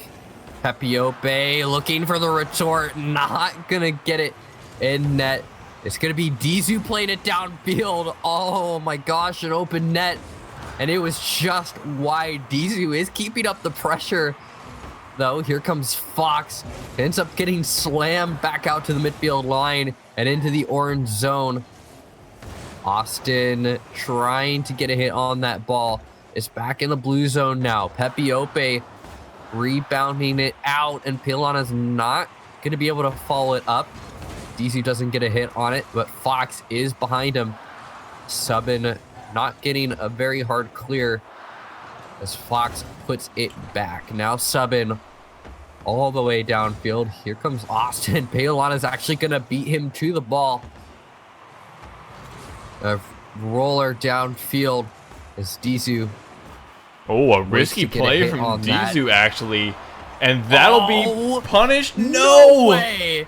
Unbelievable subbing from the crossbar down, back up, and cleared out by Dizu. Kind of a missed opportunity there, as it was just kind of an awkward bounce from Pepiope to Subin, and that was the thing that could have turned it around for them here. But as we near the halfway point, we haven't seen any pressure come out from Wall Hacks. That's what we saw in the first game, but Butts was able to completely turn on this and make this their game and have them play it at their own pace, making the Wall Hacks squad play it at Butts' pace, and this has just been an entirely different game.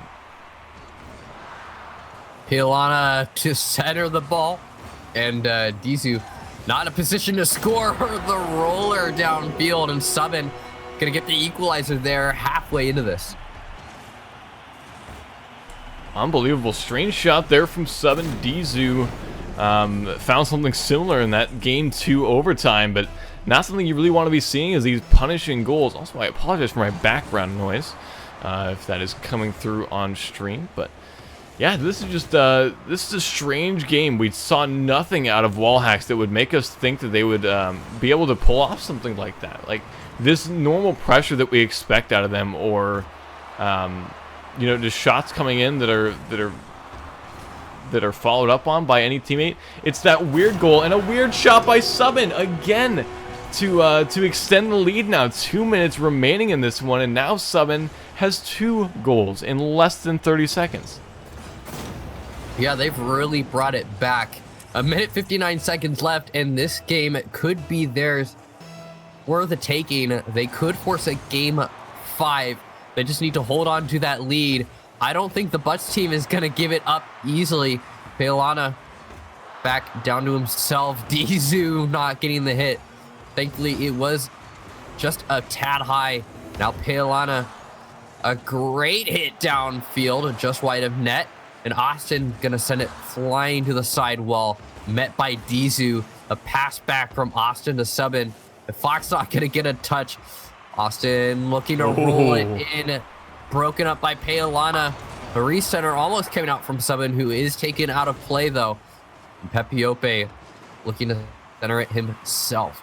Now back out, and Fox doesn't get a hit. Austin trying. They're trying so hard to get it center, and it keeps being broken up. Dizu is out of play now. His teammate didn't follow him to blue zone, but Pilana is playing up for it. You can see Dizu waiting in the midfield, trying to challenge the ball to keep up the pressure. It will fall to Subin, who takes a shot off the post, And Paolana is able to get it cleared away. Kind of a lucky clear there from Paolana. He was just kind of in the middle of a backflip, and the ball was able to bounce off of him. But this has been pretty good defense out of the Butts squad. They've been able to thwart pretty much everything, but you know, you can say the same for the Wallhacks team. They've been able to more importantly have good defense and kill time as well. These clears have just been time wasters because they are ahead, and they're able to take up this turtle strategy of just sitting in net and letting the game play itself out. 12 seconds remaining and the ball is on the orange side. This is exactly what Wallhacks want. They don't want anything to come back on their side. No punishing shots coming from across the field, and we should see Game 5 with Wallhacks and Butts. This has been an interesting series, to say the least. We came into this watching, I think, complete 2-0 series shutouts. And this is the first time we've seen pretty much a full series.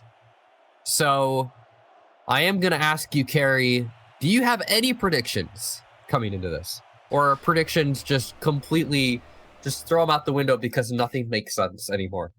I mean, that's my life. Nothing makes sense anymore. But if I were to make predictions on this match, I would say that Wallhacks is going to win. Okay. They do seem to be coming into this with a lot of momentum, especially coming in from the last game. But we saw that get reversed earlier in Game 2. So I think it's all about the momentum shifts, right? So Wallhacks started off very well, and that one punishing shot from Dizu, as Austin puts that in. We'll get back to that. Dizu was able to take that first shot and punish the lack of rotation on the Wallhack side, but now in these past 3 games we've seen changed strategies from Wallhacks, which I don't think should have happened. We haven't seen the pressure, we haven't seen the team plays, and that's just because they've been a little bit too timid in these past couple games in this series. But now I feel like they're getting back into it with a couple game wins and a couple shots actually on target and a goal to boot. Austin able to put that one on target to start them off early. Definitely shows that they're getting back into it, especially in this this series and this final game, and that's why my prediction is for Wallhacks. Well, you know, they are down by 1, but I am gonna call it for the Butts team. They've come up big. And, you know, I can't lie. I'm a fan, so I'm hoping to see them. Look, puns come from Carrie, not from Gnarly. Learn your place, young son. I'm hoping to see. No, in all seriousness, though. Yeah. No, I agree. We do need to see big things from that side, but right now we are seeing Wallhacks 100%. Austin back to himself, putting the second goal on target in a minute into this game. It definitely shows you that Wallhacks has a lot of momentum coming into this one. 2-0 game right now. Still plenty of time for the Butts team to come back in this game as it drops. Dizu caught out of position, tried to backflip into that. A pass to Austin. He's looking to slam that home. Dizu couldn't make contact with the ball. And here comes Paolana. Not going to get it past Pepiope. As it drops down, Fox just not fast enough to the ball. The 7 lands a tad awkwardly on that. Now high in the midfield. It's going to be Pepiope taking possession as Fox comes out of net to try and clear it away. It's going to be sent back to the box. Subin and Austin both challenging that. Pepiope waiting back in the blue zone. As Dizu, a pass to Paolana, back to Dizu, interrupted by Pepiope. And it is still a 2-0 game despite the best efforts of the Butts team. I feel like we've been playing for so long, so many opportunities coming through. Paolana actually with a strange shot going off the crossbar and then out. But we're only halfway through this game, and there's been so much action and 2 goals from Wallhacks already. It's kind of petered out a little bit, and it's actually an opportunity now for Butts to make something happen.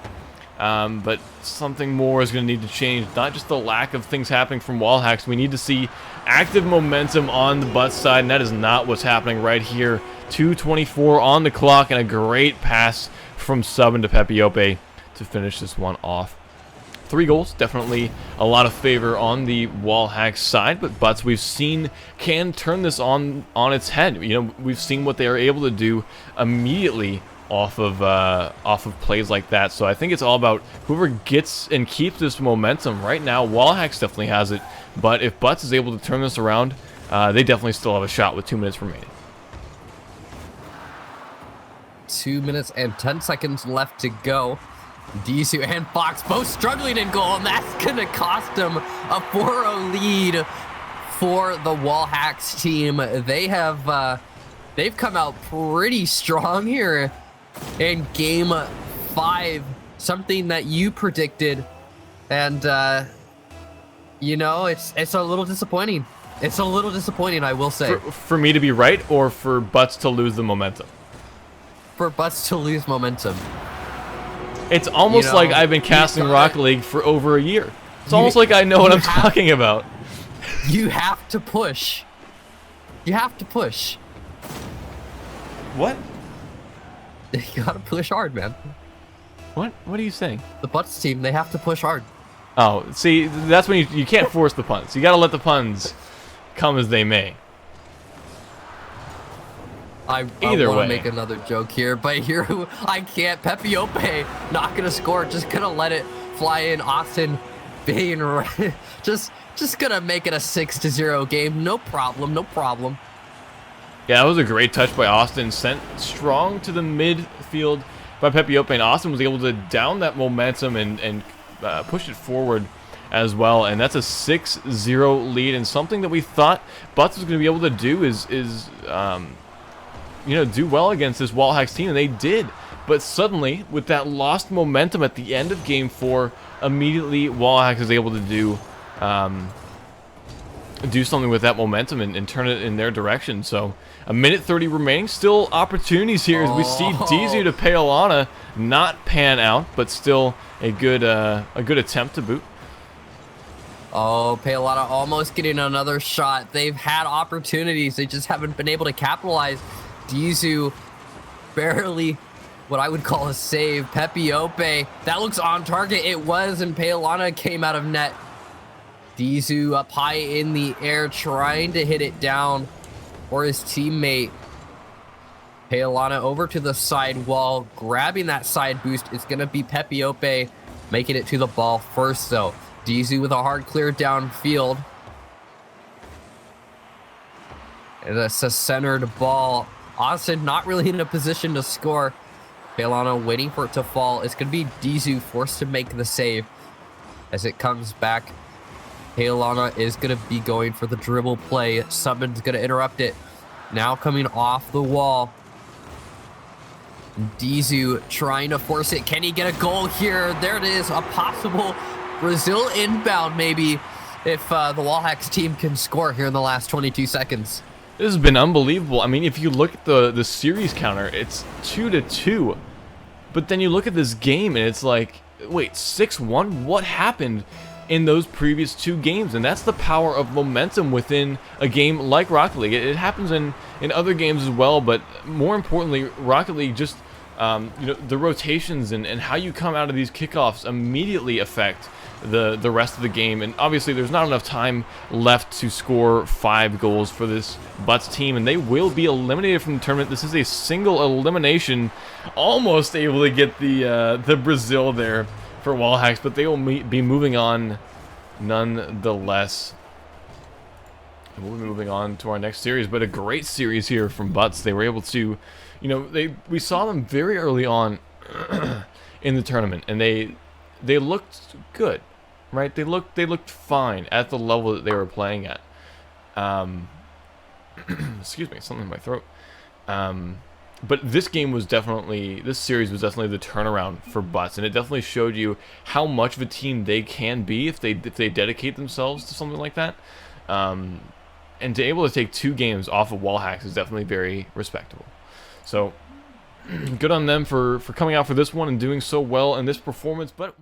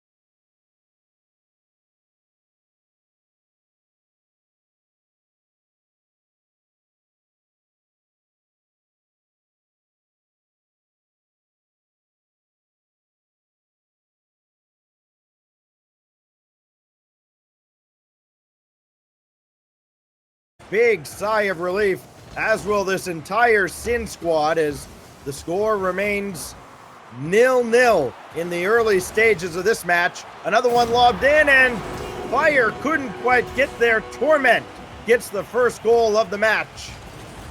Yeah, just a good follow-up by Torment, able to get it right by Seabass, who is still longing to get that block after pushing it to midfield, and Seabass just a little bit turned around in net and could not make that save. But a good start for Spork here.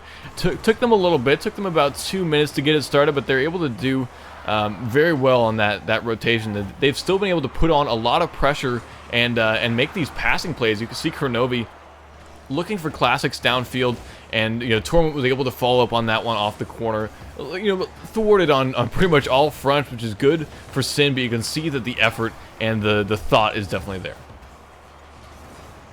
Coming up on the halfway mark in game 1, and Classics trying to team up with Kronovi. Oh, what? He's done plenty in 2v2s. Everybody runs into each other, though, and Seabass is the one that clears us out of harm's way for the time being. Classics back to Torment, and another big clear from Onto will send things all the way down to the blue side, and Sin can collectively go get boost and recover, but they don't have much time because here comes Kronovi with another attack, but he got bumped into, and that will kill off the Spork attack for the time being. Torment another direction towards the net, and Seabass is there to make the save. The shots keep coming.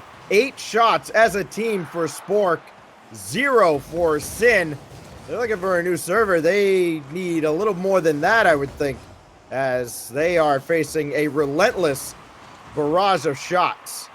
Yeah, and Spork has so many good looks and good thoughts in this game. I mean, everything that they do is well thought out. There's always someone there to follow up on these attacks, and there's been a little bit of miscommunication in the downtime, but every attack that they're having is looking amazing, and there's always some plan underway. You can see Torment to Kronovi able to be put on target and increasing their lead with a minute and 30 seconds left. This is exactly what I was talking about. Someone is always there to follow up for these guys. They might take a little bit more time breaking out of their defensive rotation, but they're able to do so marvelously and transition and rotate very well, and make these passes look basically flawless. Kronovi gets the touch, but not able to follow it up. He'll try again, and Seabass is there to send one away. Kept in the blue zone by Onto, but only for a moment, as Classics is onto this, and of course this Spork team, the #1 seed, they don't really need to overextend at this point, as they've got a 2-goal lead, a very comfortable lead. At the late stage of game 1 of a best-of-5, they haven't allowed a shot on goal yet. 5 of their shots have been saved, and it's all by Seabass. It has been a one-man show for Sin, and that's not going to get it done. Classics will steal the goal from Torment right at the end, and this one seems to be over in game 1.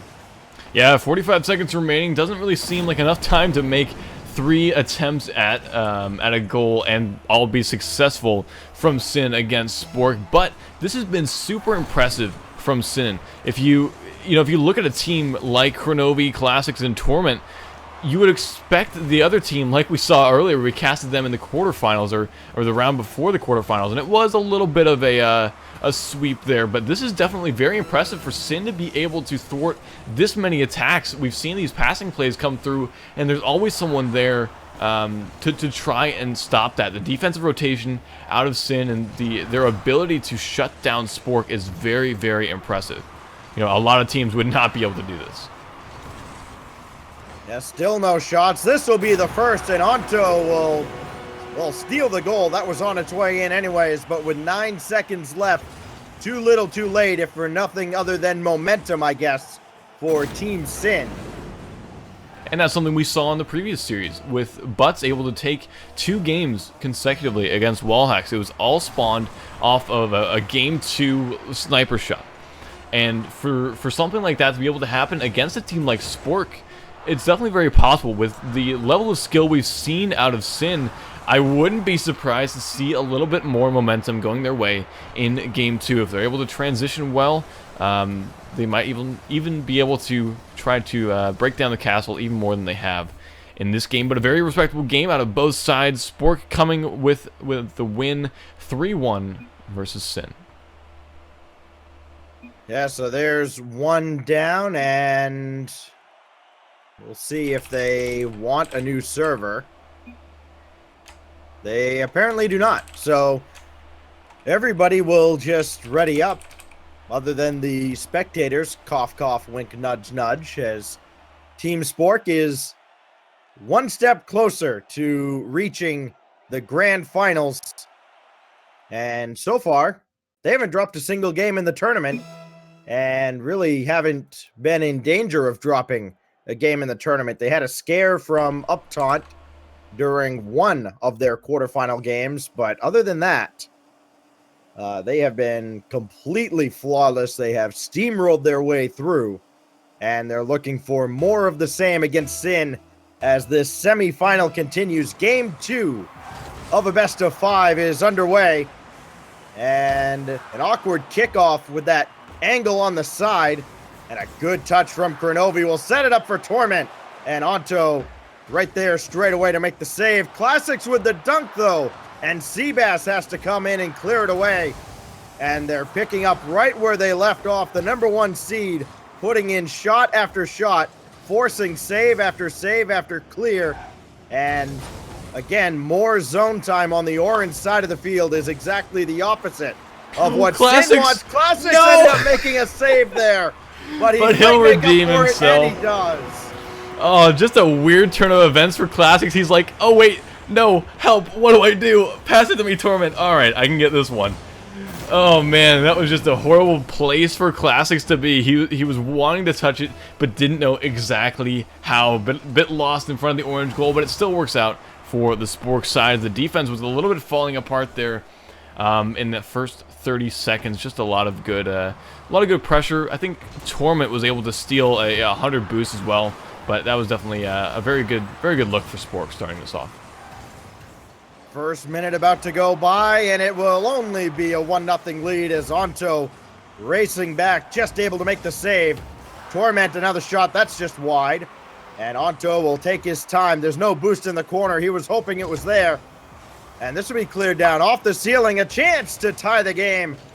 But Seabass not on target. And here goes Torment, looking for someone to pass to. Instead, it's intercepted. And a chance to break back the other way. And everybody just veers away from this ball. And Classics is left to make an easy clear, or at least easy for a player of his caliber. And now Sin trying to get back the other way, trying to mount much more of an offense than we've seen so far in this series. They only had the one shot, actually technically I think 2 in game #1, but they all came in the closing seconds, and they've been held without a shot here in game 2, almost 2 minutes in, and again having to play more and more defense. Here comes Torment with Classics running interference, and Fire just has to tip this away from Kronovi. This has been a great look from the Sin team. They always have good thoughts moving downfield, but the execution from a couple of their shots have been a little lackluster, except right there, right as I say it, the Caster's Curse coming through Onto, able to make a fantastic little flip shot over Classics in net. Very surprising to have this happen, and the Spork team be caught out of position. Almost halfway through this game, and now that Sin has been able to make a successful attack, Spork in a bit of a tough situation, right? They're not able to play at their same pace anymore, and with another shot coming in from Onto, Torment having to come up for kind of an awkward save. This is great out of Sin. They're able to explode with this momentum very, very well at this halfway mark. Torment will bank one through, and it's actually played on further by Fire, so Onto left in a tough spot with Classics bearing down on him. And it'll be Seabass for Onto on target, and Sin has a lead in game 2.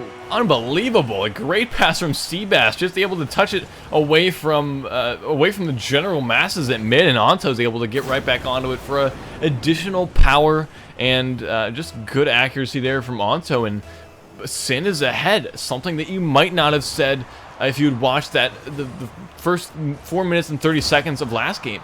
But that little spurt at the end from Sin at the end of the game one. Definitely gave them a little bit of momentum and the belief that they can make dents against a team like Spork, and they've been doing that very well. Almost another play coming out from Seabass onwards, and an awkward play here. Anto not able to put it on target. Kronovi almost own goaling, and a lot of pressure and a lot of activity in front of the Spork goal, thankfully thwarted. Oh, Classics took a turn too wide around that ball. Here goes Anto, looking for more, working on Kronovi one-on-one, and that's usually a losing proposition, as Seabass will get stuffed by Kronovi. But back the other way it goes. Fire through the air, and Torment is right there. And not just a clear, but right at Classics. They team up to thwart the attack, and now they're back downfield. Classics very quickly, great quick reactions on those dodges, and it sets up Kronovi to tie the game. Great work, Classics downfield, able to put it off this corner. Kind of gets bumped out of position, but Kronovi sees that and able to put a zinger on target by 3 defenders. A pretty unbelievable shot there from Kronovi to tie this one up, and now a minute remaining in this one. This is definitely a time for Spork to explode, and that's exactly what happened immediately off the kickoff before Sin can even do anything. Torment able to put that one on target. A lot of power with that Octane, and still a minute remaining, but now completely flipped. Spork on top of Sin. Yeah, big shot from Torment and a big momentum shift against Sin. Everything had been going so well, but kickoff goals are perhaps a little more demoralizing than even mind game goals, really. Here goes Torment, looking for another, and Seabass is twisting up there to make the stop. Kronovi against Seabass, and it's won by Sin. Fire with a demo on Kronovi, but Torment is there to calmly guide this away, and he's going to carry it right down to Kronovi. Instead, the ground pinch will send it further away. 30 seconds left as Sin tries to find another equalizer, and now they need 2 as Classics with a big strike from the center line. A great shot from Classics. Look at the power he's able to get onto it. It was looking like a pass for Torment, but it was perfectly on target in that lower right-hand corner, and no one really there to save it. No one was really prepared. I think it was Anto who was making a little fun at that what a save, and almost another one there right off the kickoff. And with 20 seconds remaining, this has been a really nice turnaround for Spork. They lost a little bit of momentum at that mid-zone, but now with 3 consecutive goals in less than a minute, this has been a great turnaround for Spork. Classics completes the hat trick here on a great feed from Kronovi. His second assist, and a 5-2 lead. That will certainly put things away in Game 2. And now we're looking at the prospect of a sweep. Here in the semifinals, it would be yet another sweep for Team Spork if they're able to continue what they've had going for these first 2 games in the series. Final few seconds will tick away, and when this ball hits the ground, it will in fact be 2-0 in the series to Team Spork, and they will come up with a 3-goal victory, no goal at the last second. I mean, you look at the series score, and you're just like, oh, 2-0? Spork is decimating them.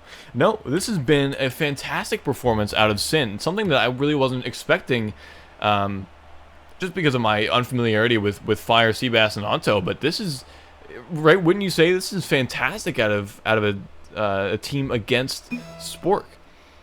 They've been obviously undefeated with a little bit of threat earlier on in the tournament, but this series has been closer than I think Spork would like to admit. Yeah, there's a tendency of players at this level, the level that everybody on Team Spork is at, to kind of start to goof off when you're about to come up with a sweep. That could come back to bite them against a team like Sin. They've shown some life at times, but that doesn't matter. Classics with a great shot, and Torment will finish it off right at the goal line. A great pass from Kronovi, Classics, and then just Torment with a little bit of a steal at the end there, but still a great passing play, and a great way to start this one off. The first 10 seconds, I want to say any goal within the first 30 seconds to a minute has the ability to completely change the what word am I looking for, Stacks? The workflow for the rest of the game. Right, it completely changes the topography, if you will. Having that first goal and being able to start off with that bit of momentum and that in your back pocket, that buffer goal, I've said that before, definitely just allows for a lot of different ways for this game to be played. Words are hard, Stacks, you know it. Of course. Well, this will be cleared away by Classics. And a very simple word, a big clear from Fire. So now Torment with a fantastic catch. And he's going to try to float one in. Instead, he leaves it for Classics, but he played it a little too close to the goal. And Seabass is there, but Sin kind of falling over each other trying to clear, and it's almost on target as Torment has to go upstairs. Onto will try, and he will face a demo from Torment. And back the other way it goes. Only as far as Onto, though. 3:40 to go. And Sin facing elimination. They are down thanks to an early goal from the combination of Classics and Torment. This will go off the back wall. Chance to double the lead, but it'll be set away by Fire.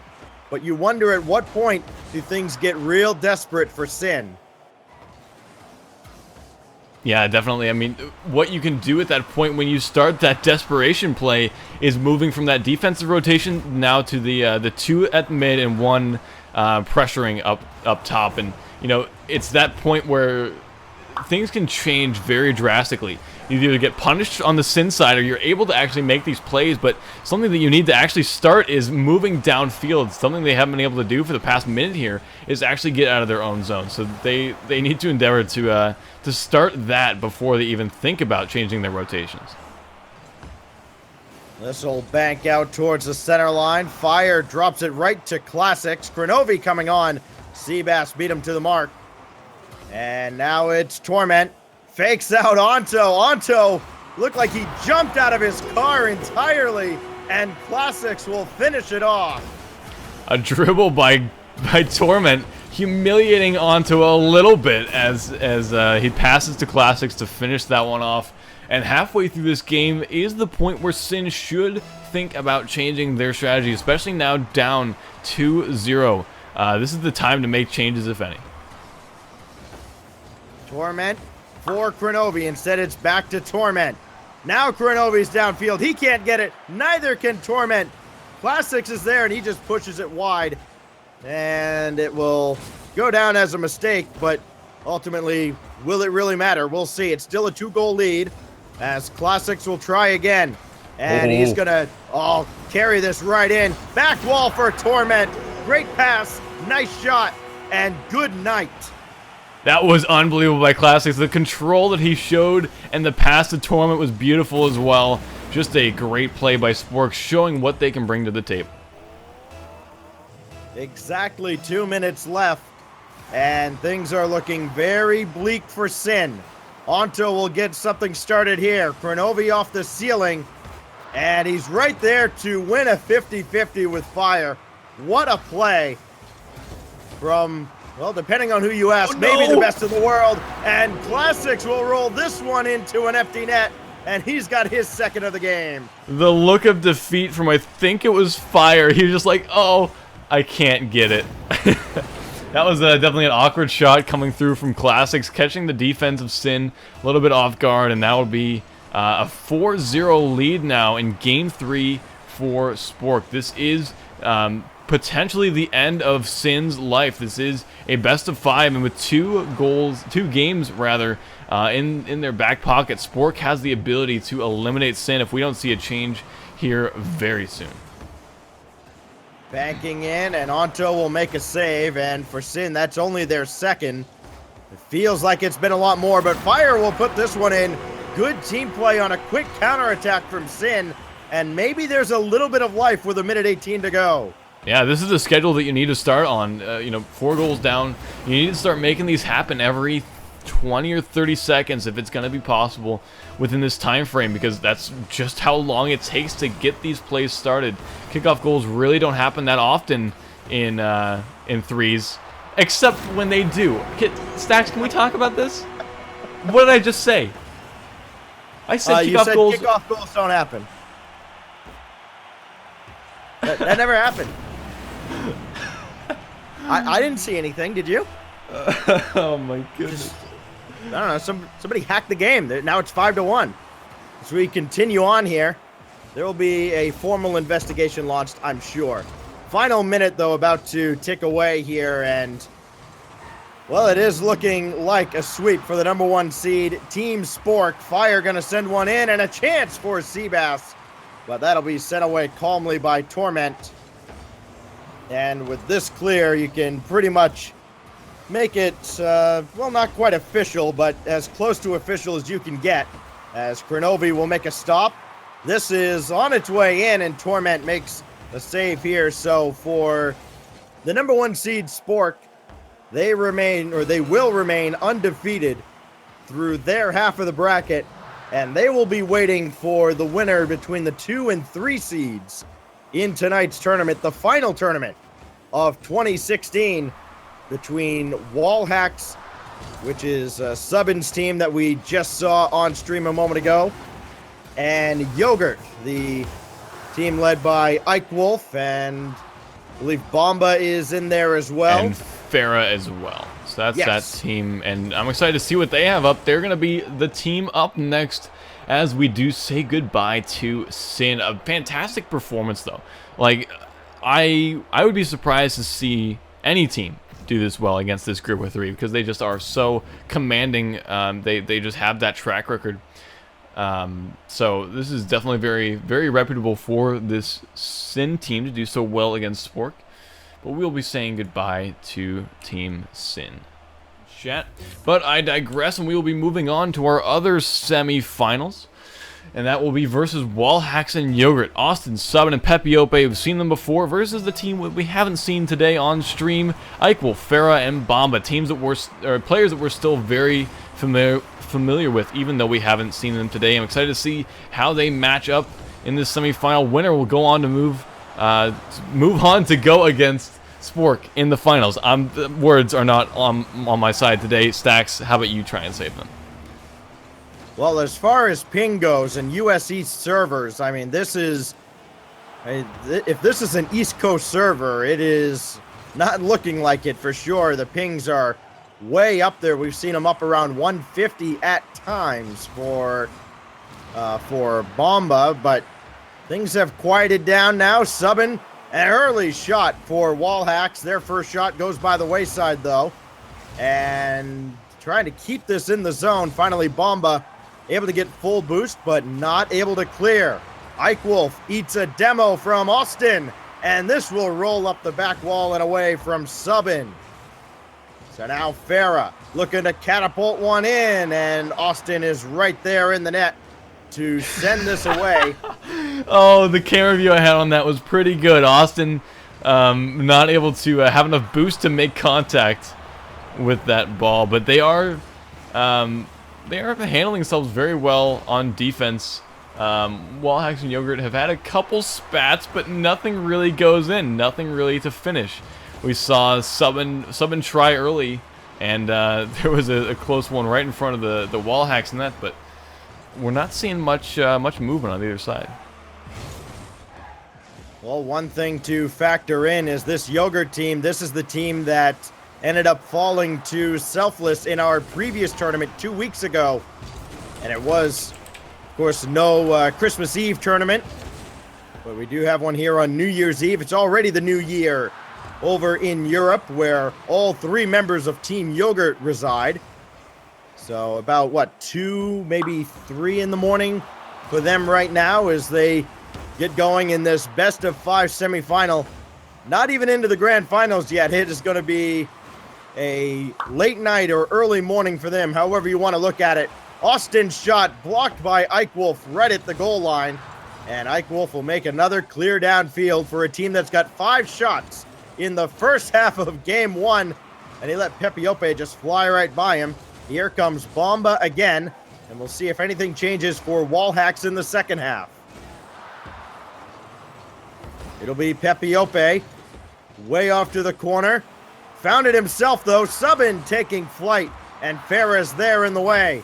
Back the other way goes Yogurt, and it's popped up Loose ball for Ike Wolf to track down, and he can't get to it. Farah will bank one in, and that one was to nobody in particular. And with 2 minutes left, things have quieted down, but just as we say that, Subban will bounce one in. He's got all 4 shots, and it's fitting that he's got the goal for Wall Hacks.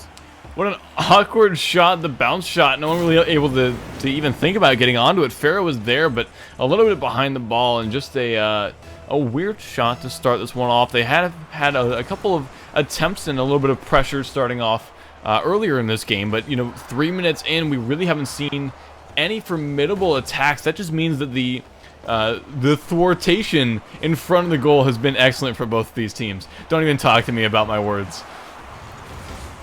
Hadn't planned on it.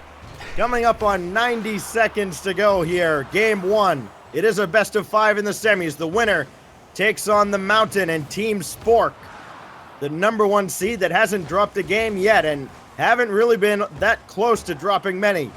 Pepiope can't start an attack the other way though, and this will just find its way to the back wall. Subban just casually taking his time trying to clear the zone.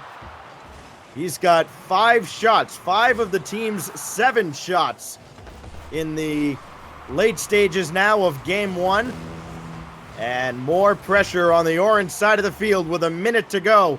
Team Yogurt, they've got 5 shots of their own, but 4 of them have been blocked, 3 from Pepiope. And they are having trouble getting forward in the late stages here, where they really need to start chasing the game and get that equalizer. Farah to center, and he dunked it in! And Bomba's there to finish it off! What a great little play on the corner from Farah, able to make 2 touches here to send it over to Bomba. That other one was pretty light and was a bit of the crossbar as well, but it set up the play beautifully for Bomba to finish that one off, and 40 seconds remain. Now tied up, equalized in this game. I would be surprised to go to overtime. Well, there's only 30 seconds separating us from overtime. Pepiope to Austin, and Farah's there. Even came up with a demo on Pepiope, so that will hinder any follow-up plays from Wall Hacks. And now Farah taking flight. Let that one get a little too far ahead of him. And it's coming back with 10 seconds to go. Farah can't get the touch he needed. This is on target, and Ike Wolf didn't get a very good touch on it. And Pepiope, pure brute force, jams that one home. Unbelievable. Subban just tossing it down there was enough to break down the defense. They just weren't prepared for a lobbed-in shot like that, and Pepiope was able to follow up very well. 5 seconds remaining. I doubt we're going to see anything from Yogurt, but it's very possible they were not ready for something like that, and it will go to Wall Hacks here. As the ball will be down. Well, possibly even another goal. And there's the own goal there. Credit Subban with the goal, and a 3-1 win. Not really an indicator on exactly how closely this one was contested, but it will be the first step on the journey to the grand finals here for Wall Hacks. Yeah, what a great game, and closely contested right there at the end. Things started to fall apart a little bit for Yogurt. I wouldn't even call it their fault either, right? That one lobbed-in ball from Subban probably should have been handled a little bit better. But Pepiope was just in a good position to follow that one up. So that'll give them the series lead early on. This is a best of 5, so they're only 1/3 of the way to actually making something happen and moving into the finals. So still need to see a lot of play out of Wall Hacks, and Yogurt obviously still a very, very commanding force if they can be, right? It's very late for them. Their pings are very high. So this is definitely, everything is against Yogurt right now, especially with the deficit in the series. But that still remains to be seen, as we have a very neutral kickoff, as 2 50-50s don't go anywhere, stay on that midline, finally able to work its way down, and we're starting to get back into the rotation of things. This will kick out low, and Bomba couldn't catch up with it. Went right through the ball, and now back the other way it goes. That's going to force Yogurt back defensively, and Farah's there for a big clear downfield. Subban against Farah, and Farah won that ball. It was Farah that set up the game-tying goal with a dunk on Austin, but this time Austin comes out the better of the two as this goes down to the corner. And a fortunate touch right at Farah. That's going to set up a shot high up on the wall. And Pepiope can only pop it away. And Subban is there to send this further out. But it's Team Yogurt putting on the pressure early on in Game 2. A game that isn't necessarily a must-win, being a best-of-5. But if you lose, you go on elimination point. And that's an unenviable position against a team that's got a significant ping advantage. You see Pepiope down there at 20 ping. And then you look on the other side, Bomba's up at 156. And here comes Farah. And ping be damned, it's a 1-0 lead for Yogurt. What even happened here was a bit of a pinch between Subban and Austin, and Pepiope really couldn't do anything in this position besides throw his car up and hope for the best. But that will be a first goal there for Yogurt. We saw earlier on with their application of pressure, they were able to move forward and still apply that pressure, not to any avail, but it definitely shows that the ping isn't affecting them. We saw that from Weedham Girls a very long time ago, that you can overcome that ping, adjust your playstyle a little bit, and you can definitely still be very, very successful. And we see that now with their 1-goal lead. This will be popped up to the back wall, and a chance for Eichwolf. Sets the table for Farah, and it goes in off of Subban, and the lead extends to 2-0. Great little tap by Eichwolf, just setting it up for his teammate Farah there, and Subban is actually the one that ended up putting that one in. A little bit unfortunate just positioning by him, but it was a good thought and a good execution of a pass from Yogurt. A very different second game, as Yogurt's got 5 shots, and they've only allowed 2. Farah almost dunked that one through Austin, but Austin did get just enough of it to send the ball away, and then pays the price for it on the other side of the field. Eichwolf ran right through him. And now Austin and Subban run into each other. This is trouble for Wallhacks as Farah keeps this in the zone, back to the back wall. It's Pepiope now, over Eichwolf, and through another defender. And Wallhacks starting to maybe get a little desperate here at the halfway mark in Game 2, sensing that this series could very well be tied, and you don't want to take any longer than you need to. Farah jams that one home, and he's got a hat trick. Yeah, this has been unbelievable for Farah. Just 3 goals. One of them was kind of not 100% him, but still, this has been a great turnaround for Yogurt in this game. I mean, you saw in last game, it was still a very close, contested game at the very end, and they've exploded in this game. This has been amazing for Yogurt as they find a 4th halfway through this game. This has been an unbelievable series for them. And this is just the Farah show right now. He's got all 4 goals for Team Yogurt, and they are looking to send a message to this Wallhack squad. After a narrow loss in Game 1, they are just pouring it on, or at least Farah's pouring it on. There's still time, though, 2:15 and counting, and Subban will track this down. Looking to put one on target. Farah's there, because who else? Get a load of this stat line. This would be something that any solo standard player would love to see from their teammate. 4 goals, 3 saves, 7 shots from Farah. The only thing he doesn't have is an assist because nobody else has a goal. Minute 50 to go in Game 2. And the carry from Farah continues. A minute 40, and a shot from Eichwolf is just going to be right there for Austin to clear away. And Bomba will make a save. Finally, somebody else getting a stat for Yogurt. Bomba downfield, and Austin comes up empty. And able to get through the defense. Trying to get a shot off here or set one up. And Subban was just too close to him. And that will kill off the attack. Another good clear from Farah and company. There's been a lot of good intentions from Wallhacks, but not really the execution that we need to see. Subban able to put one in, but the passing plays have been a little bit lackluster. This needs to be the start for them. If they're able to do anything, it needs to happen very quickly as time is starting to run out. Yogurt has just been a dominating force in this game, putting on 4 shots pretty much rapid fire in the first 3 minutes of this game, and now it's just now having to transition to the wall hack side. Almost able to find a little bit of a point where the goal was undefended, but this is not looking fantastic for the wall hack side in game 2. Here goes Subban looking to double his total and try to cut into this deficit. It's a 3-goal lead though for Yogurt, and they are playing very comfortably now. 35 seconds left. Austin can't beat Farah, and Farah gets credit for his 4th save to go with 4 goals and dribbling quickly down through the corner. 30 seconds left. There's another shot. Farah can do absolutely nothing wrong in game 2.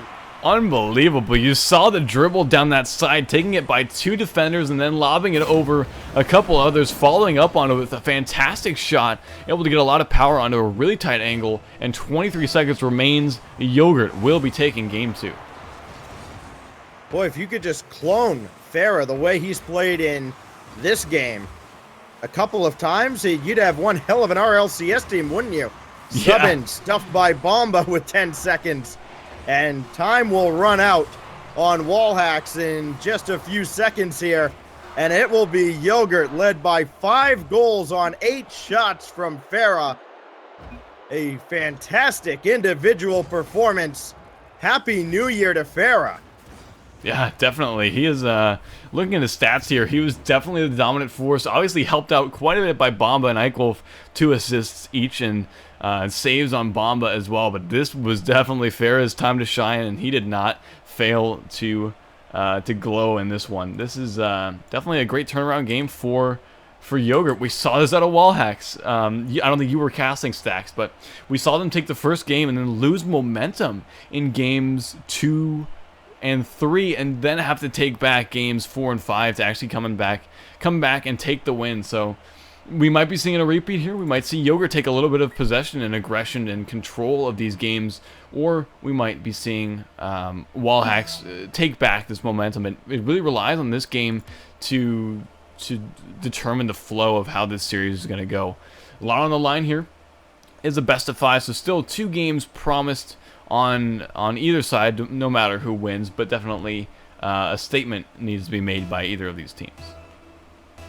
Maybe one of the most impressive parts of that very impressive by itself performance from Farah. He outshot the entire wall hacks team. His 8 shots stood up against the 7 from the blue side. Eichwolf is going to dunk this one in through 2 defenders. And here comes Yogurt again early in game 3. What a weird series of events. Pinched on the wall by Austin. Eichwolf able to just float by and catch the tail end of that shot, giving him just enough momentum towards the goal to make that one go in. Not really much on that side as far as being planned, but it gives them an advantage early in this game. In the first 30 seconds, definitely a very fortunate scenario for Yogurt to have a good advantage. So that first goal comes very, very early for Yogurt, and it's up to wall hacks to chase the game from the get-go.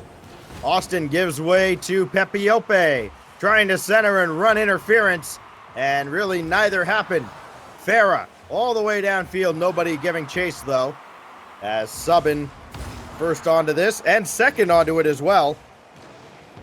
Eichwolf will drop it off to the side, and it sets up real nice for Farah.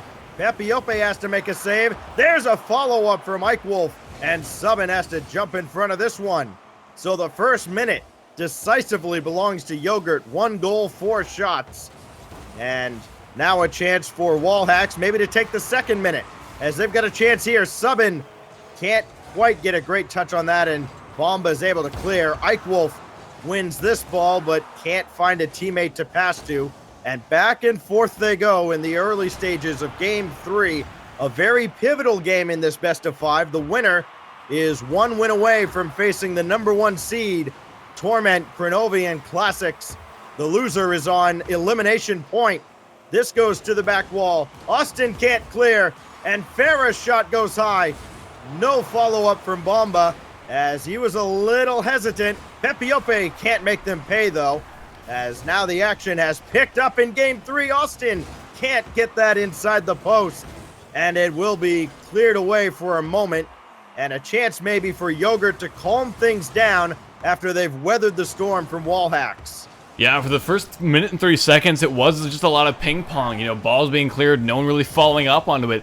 It was just in these last 45 seconds that we've actually seen cohesive gameplay and a lot of pressure being put on by the wall hack side, and it was just such a flick of the switch for wall hacks to put on this pressure.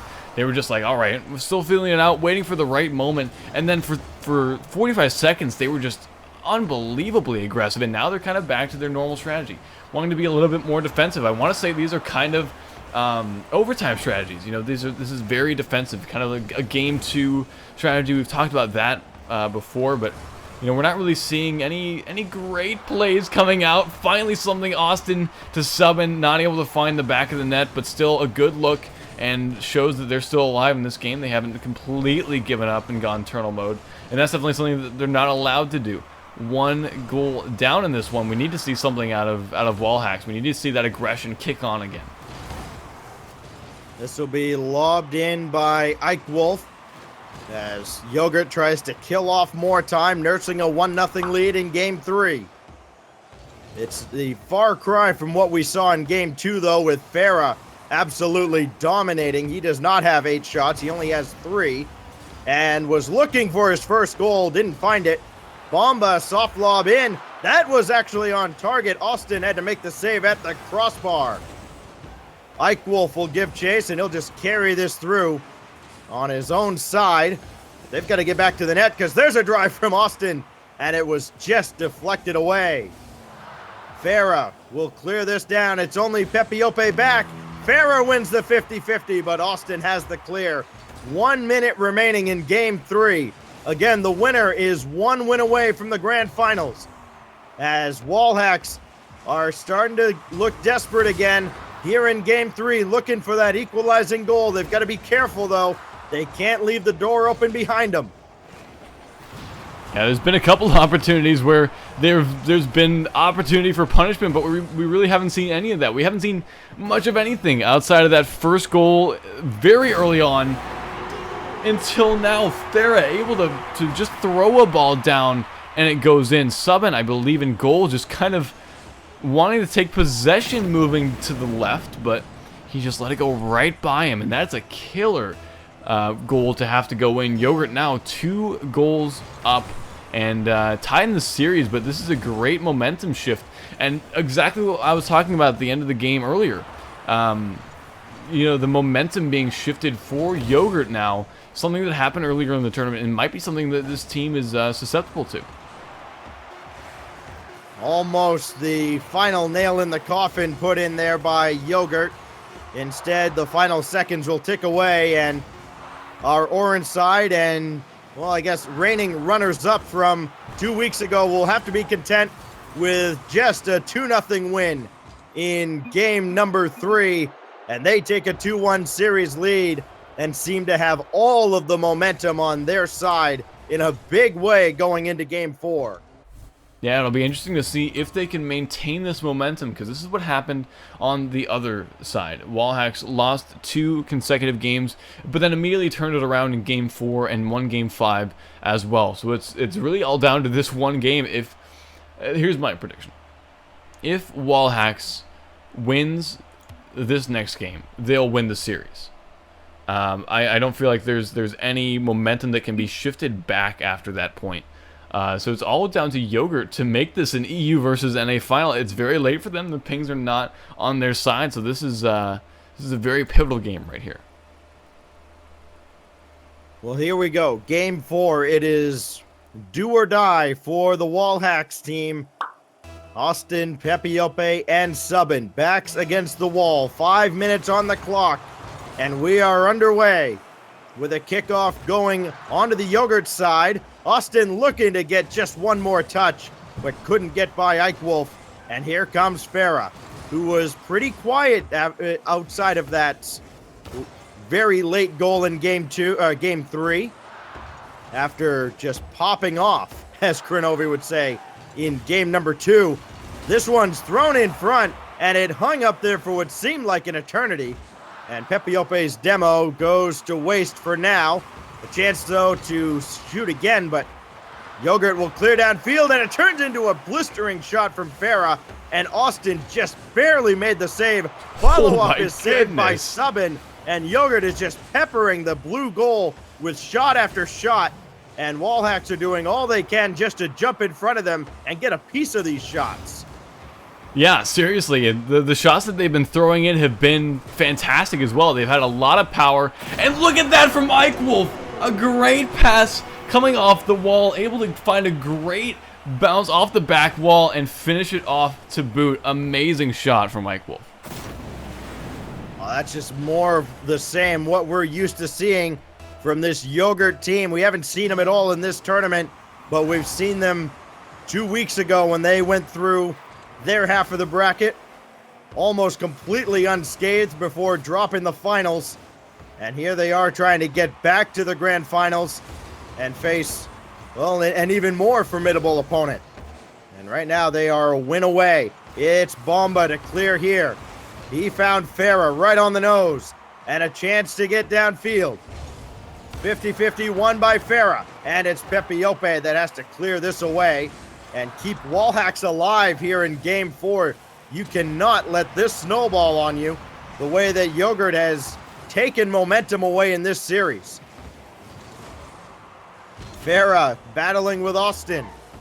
It will be missed by Bomba. And Subin shot goes wide. Follow-up from Austin is on target. And Farah is able to get in the way. Ike Wolf with a demo. That leaves Pepiope to go for this. And Farah, who else, makes a big-time save. Oh man, a lot of pressure there from the Wallhack side. Almost able to make something happen, but just the number of bodies and goal is a little bit too much. They need to spend a little bit more time tearing down the defense rather than just trying to go for these one-off plays. They need to put on that pressure, and we've seen that they're able to do so. It's just a matter of actually executing that.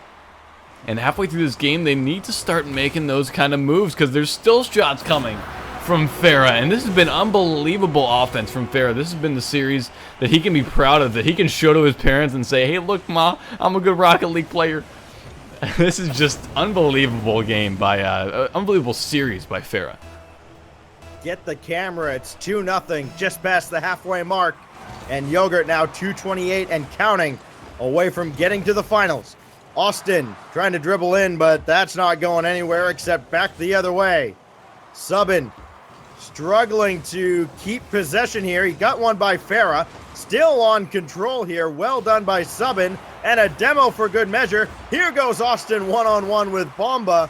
And Bomba, who's been pretty quiet throughout the whole series compared to his teammates, comes up with a critical save there. It keeps a shutout intact, 2-0. And almost a redirect there from Ike Wolf. Would have been able to get by Austin. So Subin will give way to Pepiope.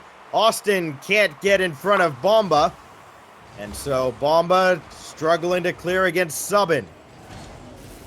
Austin having trouble himself. This is dangerous for Wallhacks. They're playing with fire, and they almost got burned. Farah narrowly missing his second goal. And Ike Wolf with a big booming clear on target that Austin sends off the crossbar. And a soft touch from Ike Wolf goes in at most 30 kilometers. Austin's like, oh, please help.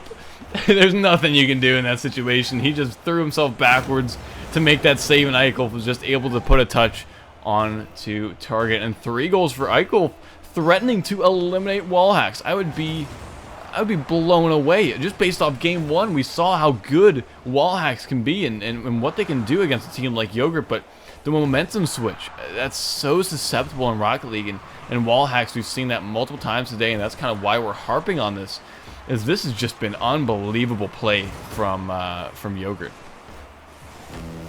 Farah with a minute to go, just trying to kill time with possession, as it's looking more and more like Yogurt is going to take games 2, 3, and 4 and march on into the grand finals.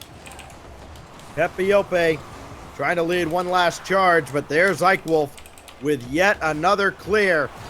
And another one thrown in front, and there's Bomba adding one of his own. It's 4-0, and this one is all but over. Yeah, great just pass over there from Ike Wolf to Bomba, and 4 goals.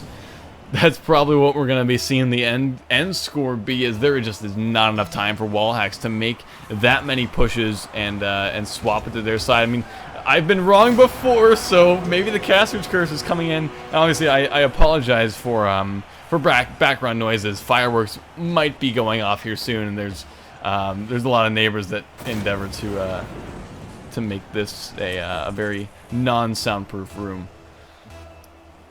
Well, there's still 32 seconds, and not outside the realm of possibility, but now it is, as Farah comes in, and any hope that Wallhacks had has been very quickly and unsanctimoniously extinguished. Yeah, this is not great for Wallhacks here. 28 seconds to go, 4 goals, and it was possible 20 seconds ago. At this point, it's just a formality at this point, and we're just gonna wait for this to finish up. So 20 seconds left, and now we can definitely say it is pretty much a sure thing. It will be Team Yogurt, Bomba, Ike Wolf, and Farah taking on the so far undefeated, haven't dropped a single game, #1 seed of Spork. That's Kranovi, Classics, and Torment. It will be a best of 7, and it will be starting very soon as Yogurt just steamrolls their way through the last 3 games into the finals. Yep, that'll be Yogurt moving on to the finals. I need to fix my lag. Wait for me. Yes, we will be going to a minor break here as we get the finals ready for you guys. That will be a best of 7 to wrap us up. All right, welcome back. We are finally here with your finals. This best of 7 matchup versus Spork and Yogurt, teams we've seen before and are fairly familiar with, finally coming through for the final battle. Best of 7, these guys have worked a long time to get here. And we're gonna finally see the battle of the beasts, if you will. Let's get it underway. Yeah, it's another North America versus EU showdown. We had this in our last grand final 2 weeks ago. It was won by North America as Yogurt came up just short. We'll see what happens this time. It is Classics, Kranovi, and Torment taking on Ike Wolf, Farah, and Bomba. And an early chance for Farah, who took over in a big way last series, but that's sent away by Torment.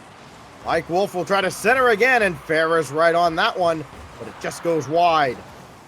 Now off the side, all the way downfield from Kranovi. Torment to center for Kranovi, looking for Classics too, but he wisely backs off. And, well, Team Yogurt kind of running into each other here, trying to get a clear. So now Torment will send this down, looking for Kranovi. He found him, but the shot's just not on target. But Kranovi able to keep this away from Ike Wolf until Ike Wolf just gives it a little shove. And Farah through the defense, right through everybody on Spork. And Farah's got your first goal of the finals. We saw this earlier from Pepe Ope. Sending a man to the far side to harass is a good idea, but it leaves a little bit to be punished. With only 2 men remaining, one of them out for boost, all that it took was a single punishment and a beating on the defensive side, and that was the end of it for the Spork defense. They're going to go down 1 goal very early, and that's not very good for them, but, you know, they'll move on.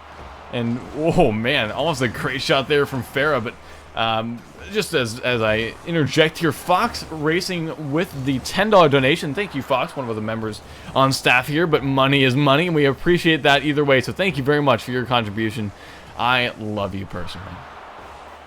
Bomba with a save on Kranovi, but Classics is right there with a quick rebound opportunity. And Ike Wolf blocked away by Torment. Kranovi finds Classics, who finds a shot right at Farah, but that starts the attack for Spork. And it's a very short-lived attack as Ike Wolf will begin the ping-pong battle, waiting for something to open up here, and that will open things up. Torment with a big drive to tie this game early. Good equalizing shot here from Torment, able to get right onto this one before the defense can react, and there's 2 men there. Nothing they can do about that with the speed that he threw that in there, and 3 minutes remaining in this one. And we're seeing another equalized game, basically just a little bit of a reset. The momentum has been pretty even. Bamba and Torment kind of fight a little bit there. Excuse me? That should not happen at this level. That is unexplainable.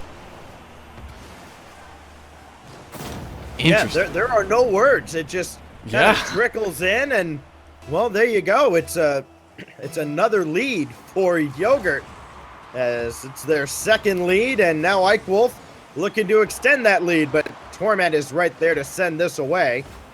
But Yogurt is not backing down. They've got all the momentum from their semifinal match, and Spork, they've had to wait a while, either playing 1v1 rumbles, maybe some ranked, who knows, but they are undoubtedly coming in just a little bit cold. I don't think they would have gone up against players of this caliber just playing any random ranked games. So take that for what it's worth. This is a rare miscue from Spork, and it's punished by Ike Wolf. Everybody on Team Yogurt has a goal, and collectively they've got a 3-1 lead. This is very surprising. I think it does have a little bit to do with the weight that they had. They might not be fully back into it, and we'll wait to see and make judgments for game 2. But this is definitely a very strange game, especially for these caliber of players to be coming in a little bit weaker than you would think. So we're just gonna wait for a little bit of a change here from these guys, because they definitely need it. 2 goals down with 2 minutes remaining. But this is a team that we know and we've seen can score in bunches real quick. This is a great touch from Kronovi off the ceiling. And Torment's shot is blocked by Ike Wolf. And for Ike Wolf, that's Savior medal. It's 3 saves for him, 5 as a team. And now Kronovi, back wall setup, thrown across, but Classic's just not there. But that's the kind of team coordination that we're looking for. Those team plays, even if they don't pan out, you can see that everyone is still on the same page. So, it was that little bit of a wake-up call going down 2 that has kind of re-spurred their fire with each other. So, as long as they don't get punished again, which is really the root of the problems, I feel like they'll be fine moving forward in this match. But, a shot from Bamba, or rather Farah, able to be capitalized on by Farah and Bamba simultaneously. What happened on defense here? They look good for a second and then they fall apart the next. This is not what I expected out of Spork in the grand finals. Yeah, Kronovi looked like he got stuck on the inside of the goal, and so a 4-1 lead for Team Yogurt. The European team, Ping's much better in this matchup. This goes off the post from Torment, and well, wow, what a touch from Ike Wolf. Bamba will throw one in front, and Farah goes flying right by. And a big demo from Classics, at least venting some frustrations perhaps. But this is a Spork team that's about to drop its first game of the tournament. It comes in game 1 of the grand finals, barring something truly spectacular. Only 20 seconds left as this one goes across the face of the goal. And Classics will start it downfield. This Spork team, they'll take any moral victory at this point. A bump on Ike Wolf will set up Torment, and Kronovi is beaten by Ike Wolf. Final countdown going on here in game 1. And in a rather unlikely scenario, it's the number 3 seed, Yogurt, out to a 1-0 lead in this best of 7. We've looked at other series and said, looking at the final score, that's not really what happened in the match. There was still a good fight in the match, but this game is a little different. I want to say this without people getting offended, but Spork can't look back at that game and feel good about it. There was so many punishments and missed opportunities that led to that 4-1 scoreline that really needs to be improved upon by Spork. Good on Yogurt for being able to capitalize on a lot of these opportunities. This is definitely a very good game for them. Well, the shots were even, but the saves were not. 5 saves against just 2 from Team Spork. So there's your difference in the ball game. And 4-1 the scoreline for Yogurt.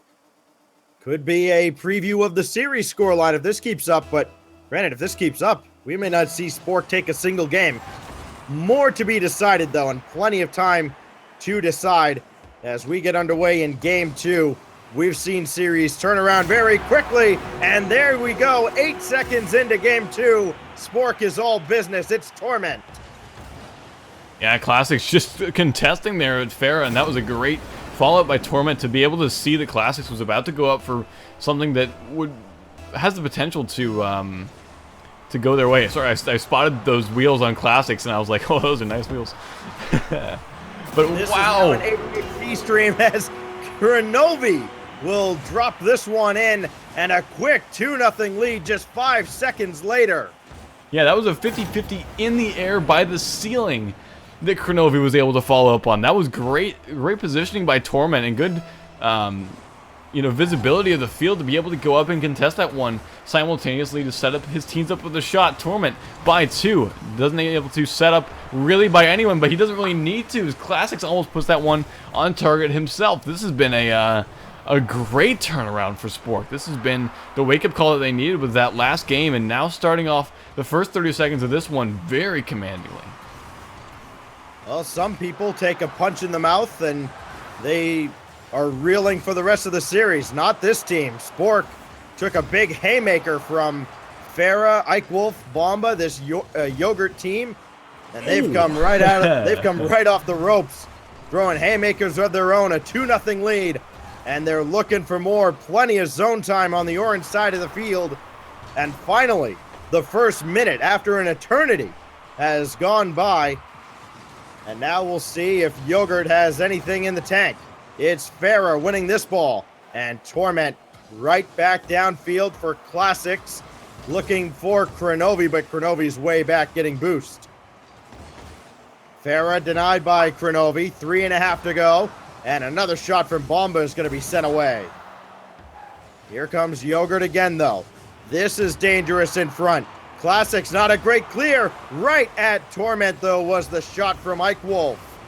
Another chance. Kronovi goes up to meet Farah. Another save by Classics. Everybody getting in on the act on defense. And Spork maintains its 2-goal lead as that shot from Farah goes just wide. What some great pressure from Yogurt. That was just unbelievable to see them come in again and again. But something you need to commend as well is the defense from Spork, that they were able to stay alive and look cool while doing so. Their rotations were very good. It was one person that went up and met the ball perfectly for that 50-50. And then the next person went up. And it was just again and again until they could work themselves out of the zone. A lot of teams are able to maintain the pressure, but really can't finish out anything. And that was something that we just saw to Yogurt. And eventually being able to be punished a little bit by Torment, pinching it there in Classics, following up a fantastic little fight there in front of the Spork zone there. Well, Spork has rebounded quite nicely after dropping their first game all tournament. And now Kronovi tries to start another attack. Already 3 goals to their credit as we get into the second half of game number 2. As we say, it's a marathon and not a sprint, and one dominant performance from Yogurt is certainly not a guarantee for the series. But look at Ike Wolf, the second touch, dropping that one right through and into the goal. 1 and 2 for Ike Wolf right under Classics. That was not something that he was expecting, and not something that the casters were expecting either. That was a very unique shot, and something that can definitely spur on the momentum for Yogurt now. Oh. Classics trying to recover, looking for payback off the back wall. Kronovi off the wall as well. Torment will play it in. All 3 members of Spork getting in on the action again, and this time they've got a 4-1 lead. 1, 2, and 3. Torment with that finish. Just a nice cleanup from Torment, able to propel Spork back to that 3-goal lead, yes, and potentially to the series tie. This is something that they have been working at for quite a while. Not looking fantastic in Game 1, but now in Game 2, definitely coming back and showing Yogurt what they're made of. And it's usually plastic because Sporks are usually not usual cutlery item. Well, here goes Ike Wolf, another drive, and Torment will jump in the way. Don't recommend trying to eat yogurt with a spork, by the way. Kronovi just off the mark there, looking for a touch on target. And a big bicycle kick right to Classics, right to Torment. And this one Torment goes through. Bomba in trouble in net, and he made the stop on Torment. Sporks are cutlery too. Thank you, Sir Latte. Yeah. Okay. Classics off the ceiling and in. I don't think he called bank there. No, I don't think so. Kronovi was looking to finish, but I think we need to disqualify that goal. Just a weird pinch shot from Classics, finding the back of the net and propelling Spork further along in this game with a 4-goal lead against Yogurt. This is a complete turnaround for Spork. Spoon. Yeah. Spoon is a better word for Spork. Yeah, dear Lord. A dominating 4-1 win for Yogurt in Game 1, and an equally dominating, maybe more so dominating victory looking like here for Spork. They've got a 5-1 lead, still a minute to go. And Classics not content with just a 4-goal lead. They want more.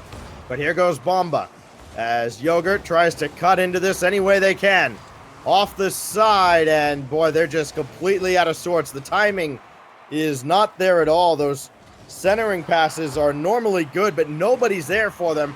Bomba going up for this. He comes up empty, and time just ticking away before we get into Game 3 and what very much looks like is going to be a tied series. Just 30 seconds now. Torment adds one for good measure. His third. It's a hat trick. Torment throwing it down. It bounces off the back wall. No defenders are onto it. Bomba with a miss. Farah's out for boost, and Eichwolf just flies by there. 25 seconds remaining, a 6-1 game. This has been a complete turnaround for Spork. An unbelievably horrible first game in this series, but then definitely a much more respectable game in Game 2, taking a 6-1 victory or around that spot. As the time starts to tick down, this will go to Spork and tie up the series, and hopefully we continue to see this level of Spork with the first game's level of Yogurt, the ability to punish on these plays where Spork had overcommitted and just wasn't looking at 100%. Definitely was something that we noticed out of Yogurt. Spork in this game, obviously much more cohesive, rotating a lot better, and now we just need to see these first two games mesh into Game 3, as they are now tied, and we will be moving into Game 3. This is a best of 7, but both these guys are tied up, so basically a best of 5. First team to win not 3 consecutive games, but 3 games over the next 5 will take the victory. This is a $150 3v3 North American tournament, but EU is free to join. They just have to deal with the ping issues that presents. We run these every Saturday. If you're looking to watch some awesome Rocket League, every Saturday, 7 p.m. EST, as well as our 2v2 tournaments, which are Wednesdays at 6 p.m. EST. Some great time to catch some great Rocket League action. So if you're interested in getting involved in these tournaments, you should join our Discord, where a lot of the information is distributed. But I digress, and we'll get back to that as we round into Game 3, Spork versus Yogurt. Some good performances from both sides, but a little more commanding last game from Spork. Let's see if they can take the momentum from that game into this one. Looks that way as Torment finds a great bounce off that back wall from a flick from Kronovi, and will be sending that one down into the net. A great start for Spork. Yeah, just 10 seconds in, and more of the same from what we saw from Game 2. One thing that's interesting to note, just the week that Kronovi and Classics have had in general. And you talk about these two, they've been playing a lot together lately, able to get to, or make a deep run in a PRL 2v2, then winning Shift Pro League with Pluto as their third just last night. And here they are, tied 1-1 in the grand finals against Yogurt. And well, they've got a 1-0 lead in Game 3 and make it 2 as Classics, I think he called it this time, off the ceiling and in. That was strange. We've seen a couple strange goals come through. In the first game, it was against Spork. In the last game, we saw one from Classics. But now, I'm starting to question what's happening here. What is happening to Yogurt? We saw that first goal from Torment, just kind of good positioning and execution from him, but he was pretty uncontested in net. And now with that goal going in from Classics, and Classics even trying to freestyle, something's falling apart for Yogurt a little bit. 2-0 the lead after the first minute of Game 3. And Bomba not able to clear the zone. Big demo from Classics. Power play opportunity for Spork. And the shot from Torment. Make it a 2-man advantage. And it's a 3-0 lead. What a great pass from Kronovi. No one really able to get onto it. But the pinch shot almost from Torment. Just able to get a lot of power onto a 90-degree shot. Able to further extend their lead just over a minute into this game, and a 3-goal lead is not what I was expecting to see, especially just for one side to have this. It's been such a one-sided game, and Yogurt is definitely missing something here. Well, Yogurt had to be flying high after a big first win, but to say the least, they have had their wings clipped in these previous 2 games. As Kronovi will bomb one downfield. That had to be a pinch somehow. And Farah and Classics get tangled up on the back wall, so Eichwolf will try to clear this away. Here comes Farah for Eichwolf, and he didn't quite have the read, so he can't follow this up. Farah does, and Torment is right there, keeping this a 3-0 lead. Classics left that for Torment, might have been deflected. And now Kronovi trying to set anything up for the #1 seed. And couldn't get the centering pass around Farah. Classics leaves for Kronovi and somehow feathers this one in. And that's the first for Kronovi and a 4-0 lead. Simple touch by Classics, but then Kronovi just faking that high play and going down with a simple jump to put that in. Just a beautifully executed play by Kronovi, and Spork has just come into this game amazingly. Halfway through this one, a 4-goal lead, and this is looking to be even more of a commanding lead than we saw in the last game. Kronovi to the corner for himself. Now he'll center it, but Bomba's there, and all of Spork just backs off. Kronovi will try again. Found Classics, quick turnaround, and Farah's there to cut off the attack for the time being. Coming up on the 2-minute mark. What can Torment do? Nothing. It's sent away by Bomba. But it's more zone time for Spork with just 2 minutes left, holding on to a 4-0 lead. And it feels like much, much more than that, because this Yogurt team only has the 1 shot from Farah, and it didn't even need to be saved. And now this just sits at the center line. Kronovi redirect for Torment, and it's just wide. This has just been an unbelievable game for Spork, and I think Yogurt is just failing a little bit in the categories that they shouldn't. I mean, they're able to get these shots off, and this is a good start for Team Yogurt, but they're not getting any passing plays. Their defense has looked a little bit lackluster, and Spork is just kind of running the show right now, but this is a good time for that to turn around. I just don't know if it's going to be possible for these guys in this time frame. 3 goals in 1 minute and 30 seconds, obviously very doable, but when the previous 3 minutes and 30 seconds scoreline has been 4-1 and the pressure is on the orange side, it's definitely a little hard to convince me of that fact. Kronovi trying to turn around on this. Blown up by Farah. And another demo from Eichwolf. But everybody's back and ready to clear this away. Just a minute remaining. And looking like Spork will take a 2-1 series lead. It'll be sent in by Classics, and Farah's there to make a save. Every save critical at this point for Yogurt, as anything will give them a chance to get downfield. Has to be a good thing. Bomba tries to keep this in. Classics dunked on by Bomba, but it goes all the way to the corner. The demo may help, but Eichwolf comes up empty-handed. And now with just about 30 seconds left, this one is just about history. as Farah will clear away, but too little too late for Yogurt. I think they've begun to accept their fate here. Kronovi, bicycle kick, almost put one in. It would have been a fitting end to game number 3 here. But the final seconds will tick away. And barring a monumental collapse, it's over. But Ike Wolf able to find the mark from long range. 9 seconds left. Do you believe in miracles? I've seen some strange things happen. But I don't think this strange. I don't think 3 goals in 10 seconds strange. And that will be the case as the possession. Yep. You would need to see 2 perfect kickoffs. And they almost made another one there, but yeah, this will be down here. Spork taking game 3, giving them a 2-1 advantage in the game, the best of 7 series. This is our grand finals. Winner will be taking home $150. Loser going home empty-handed.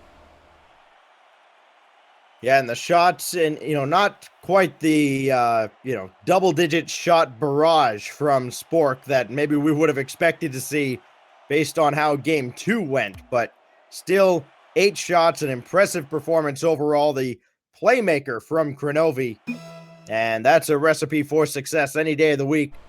2-1 the series lead now, halfway home to the grand finals, or winning the grand finals.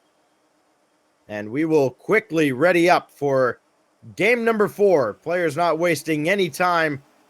Hey, it's late where the Yogurt team is. It's getting late where most of Team Spork is. Kronovi enjoying that Texas time zone. And of course, Caritas, you're out west, but for the rest of us, it's nearing 11 o'clock on the East Coast.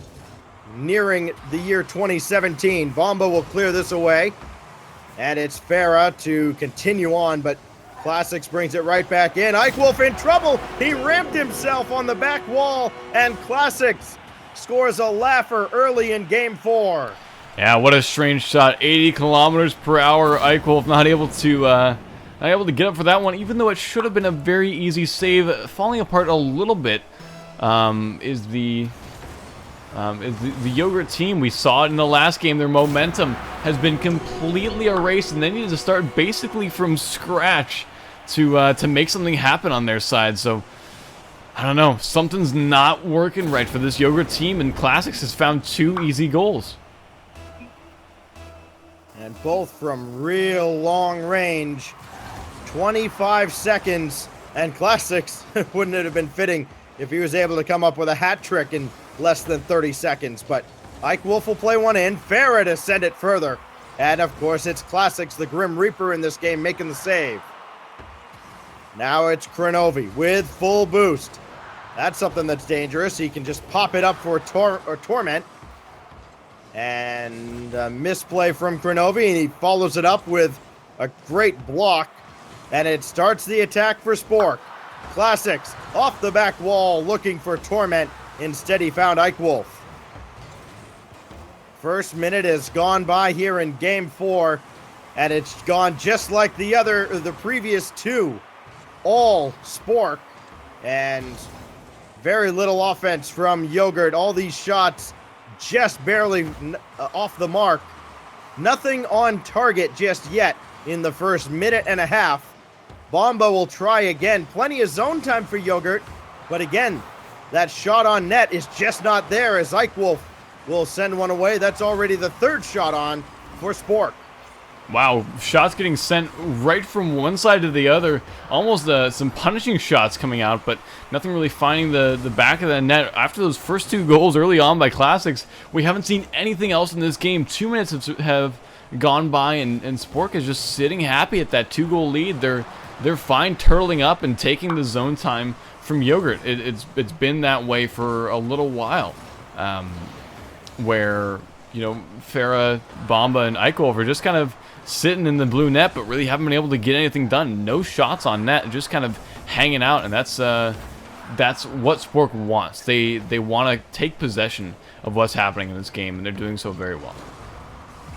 Ike Wolf looking to leave this back for Farah, but the connection's just not there. Kronovi looking to run interference, and Ike Wolf dodges all of that makes the save. It sets up a shot from Farah, but Classics is back to make a big-time save. It keeps Yogurt off the board. It kills any possibility of momentum, and Kronovi almost perhaps put it away. Farah with a save. They need another one, and Farah's got that too. So Torment now in his own corner. That's won by Yogurt. Off the back wall, Classics has trouble, but Bomba's not there. Farah's the one that comes in. His shot is off the mark. Torment with a big clear. And again, it remains a 2-0 lead. Torment blocked away there. And downfield it goes. Farah looking to score on an empty net. And Torment just got back. Oh, Yogurt's been so close on many occasions, but they just can't get one through this defense. Yeah, this has just been unlucky central for Yogurt. They've moved downfield or about to get a shot. Someone's there.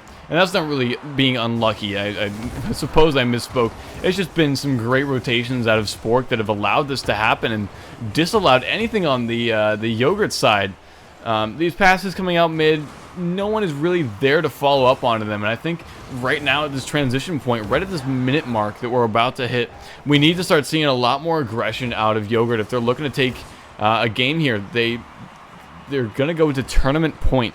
If they lose this game, Spork will threaten to end the tournament at Game 5. And really, we need to start seeing that momentum shift. And, it's possible something like this. Farah, if he had gone up onto that contested on Torment, been a little bit more aggressive, something different could have happened. But right now, we're not seeing any risky plays coming out for Yogurt. And it's understandable why they're choosing to do that, but there's definitely an opportunity for change here.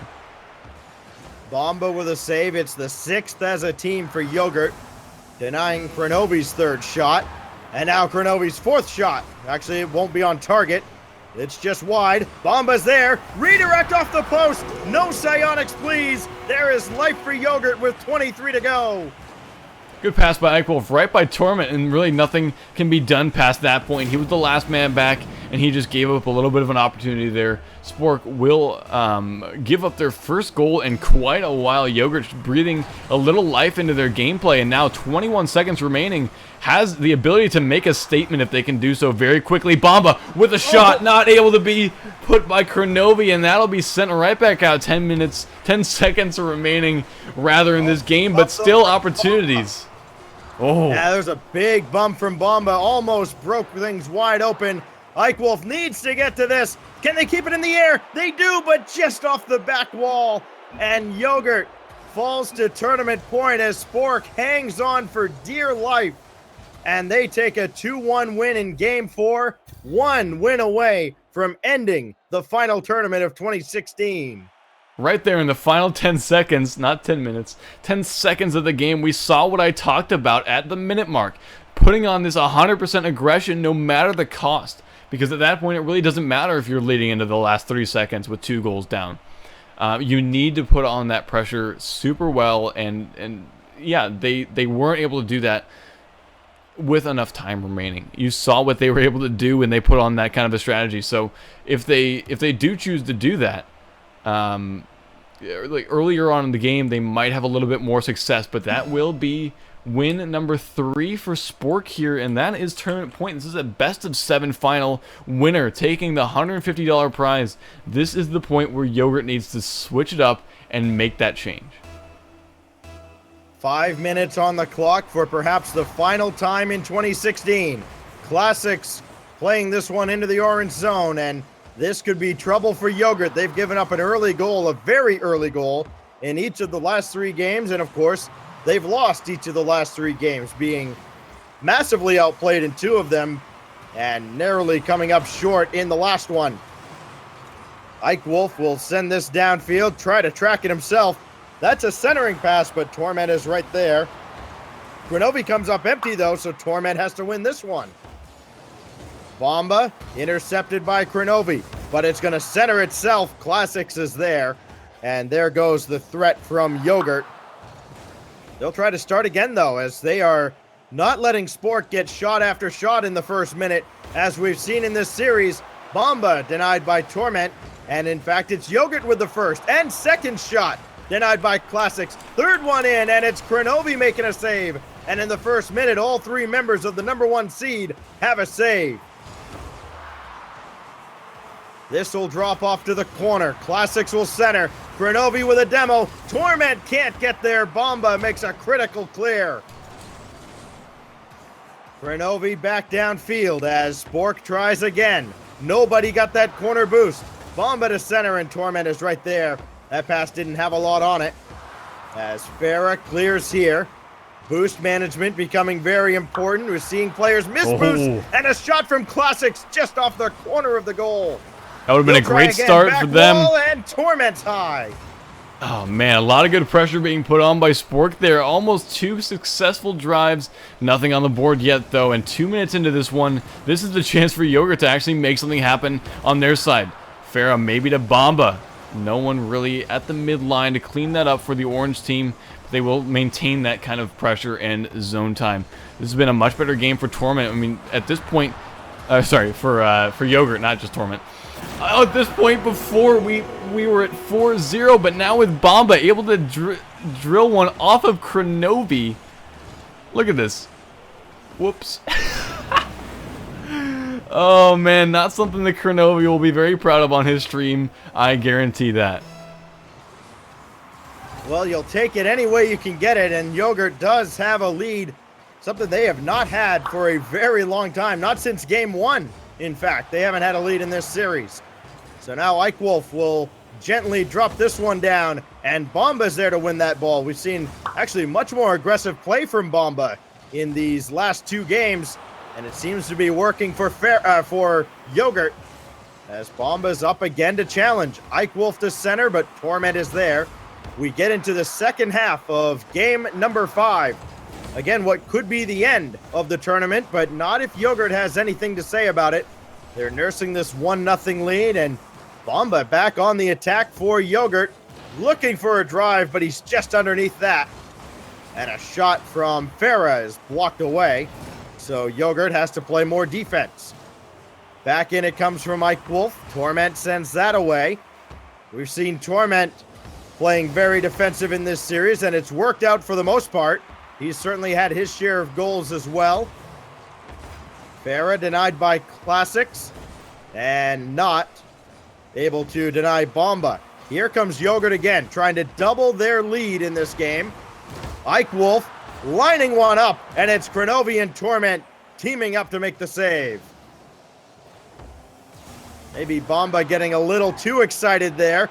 Ike Wolf throws one, or Farah rather throws one in. Ike Wolf follows, and a shot goes just wide from Farah. Well, this is a much different performance from Team Yogurt. Oh, but that's centered by Yogurt themselves, and Torment was right there on the doorstep to put it home.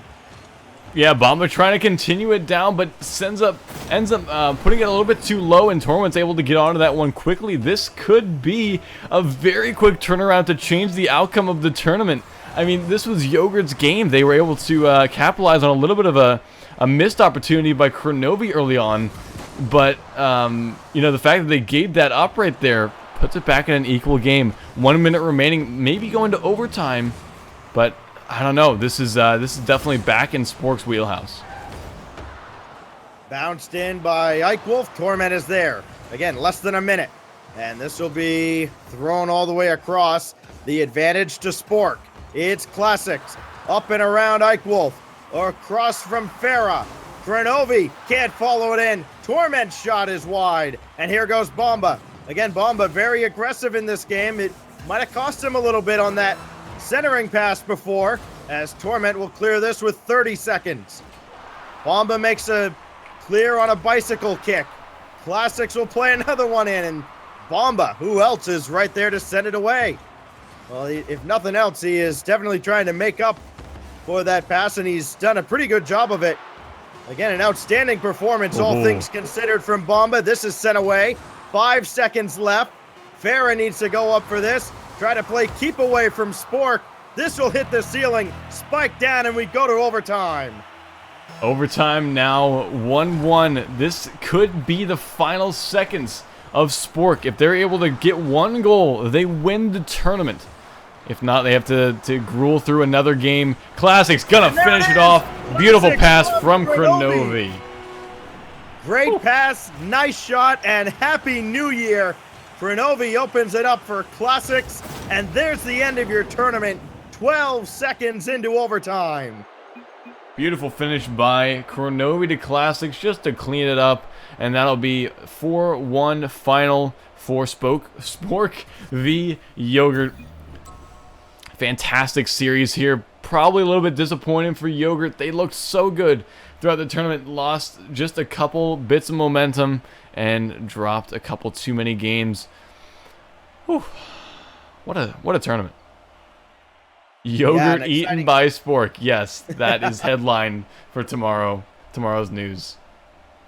Well, it certainly is an exciting finish to what was a great tournament and a great year in Rocket League as well. And, well, how fitting is it that Yogurt tried to climb the mountain, and who else but Kronovi there to meet them at the top and kick them right off the mountain and all the way back down, as it is Team Spork only dropping the one game in the entire tournament. It came here in the grand finals.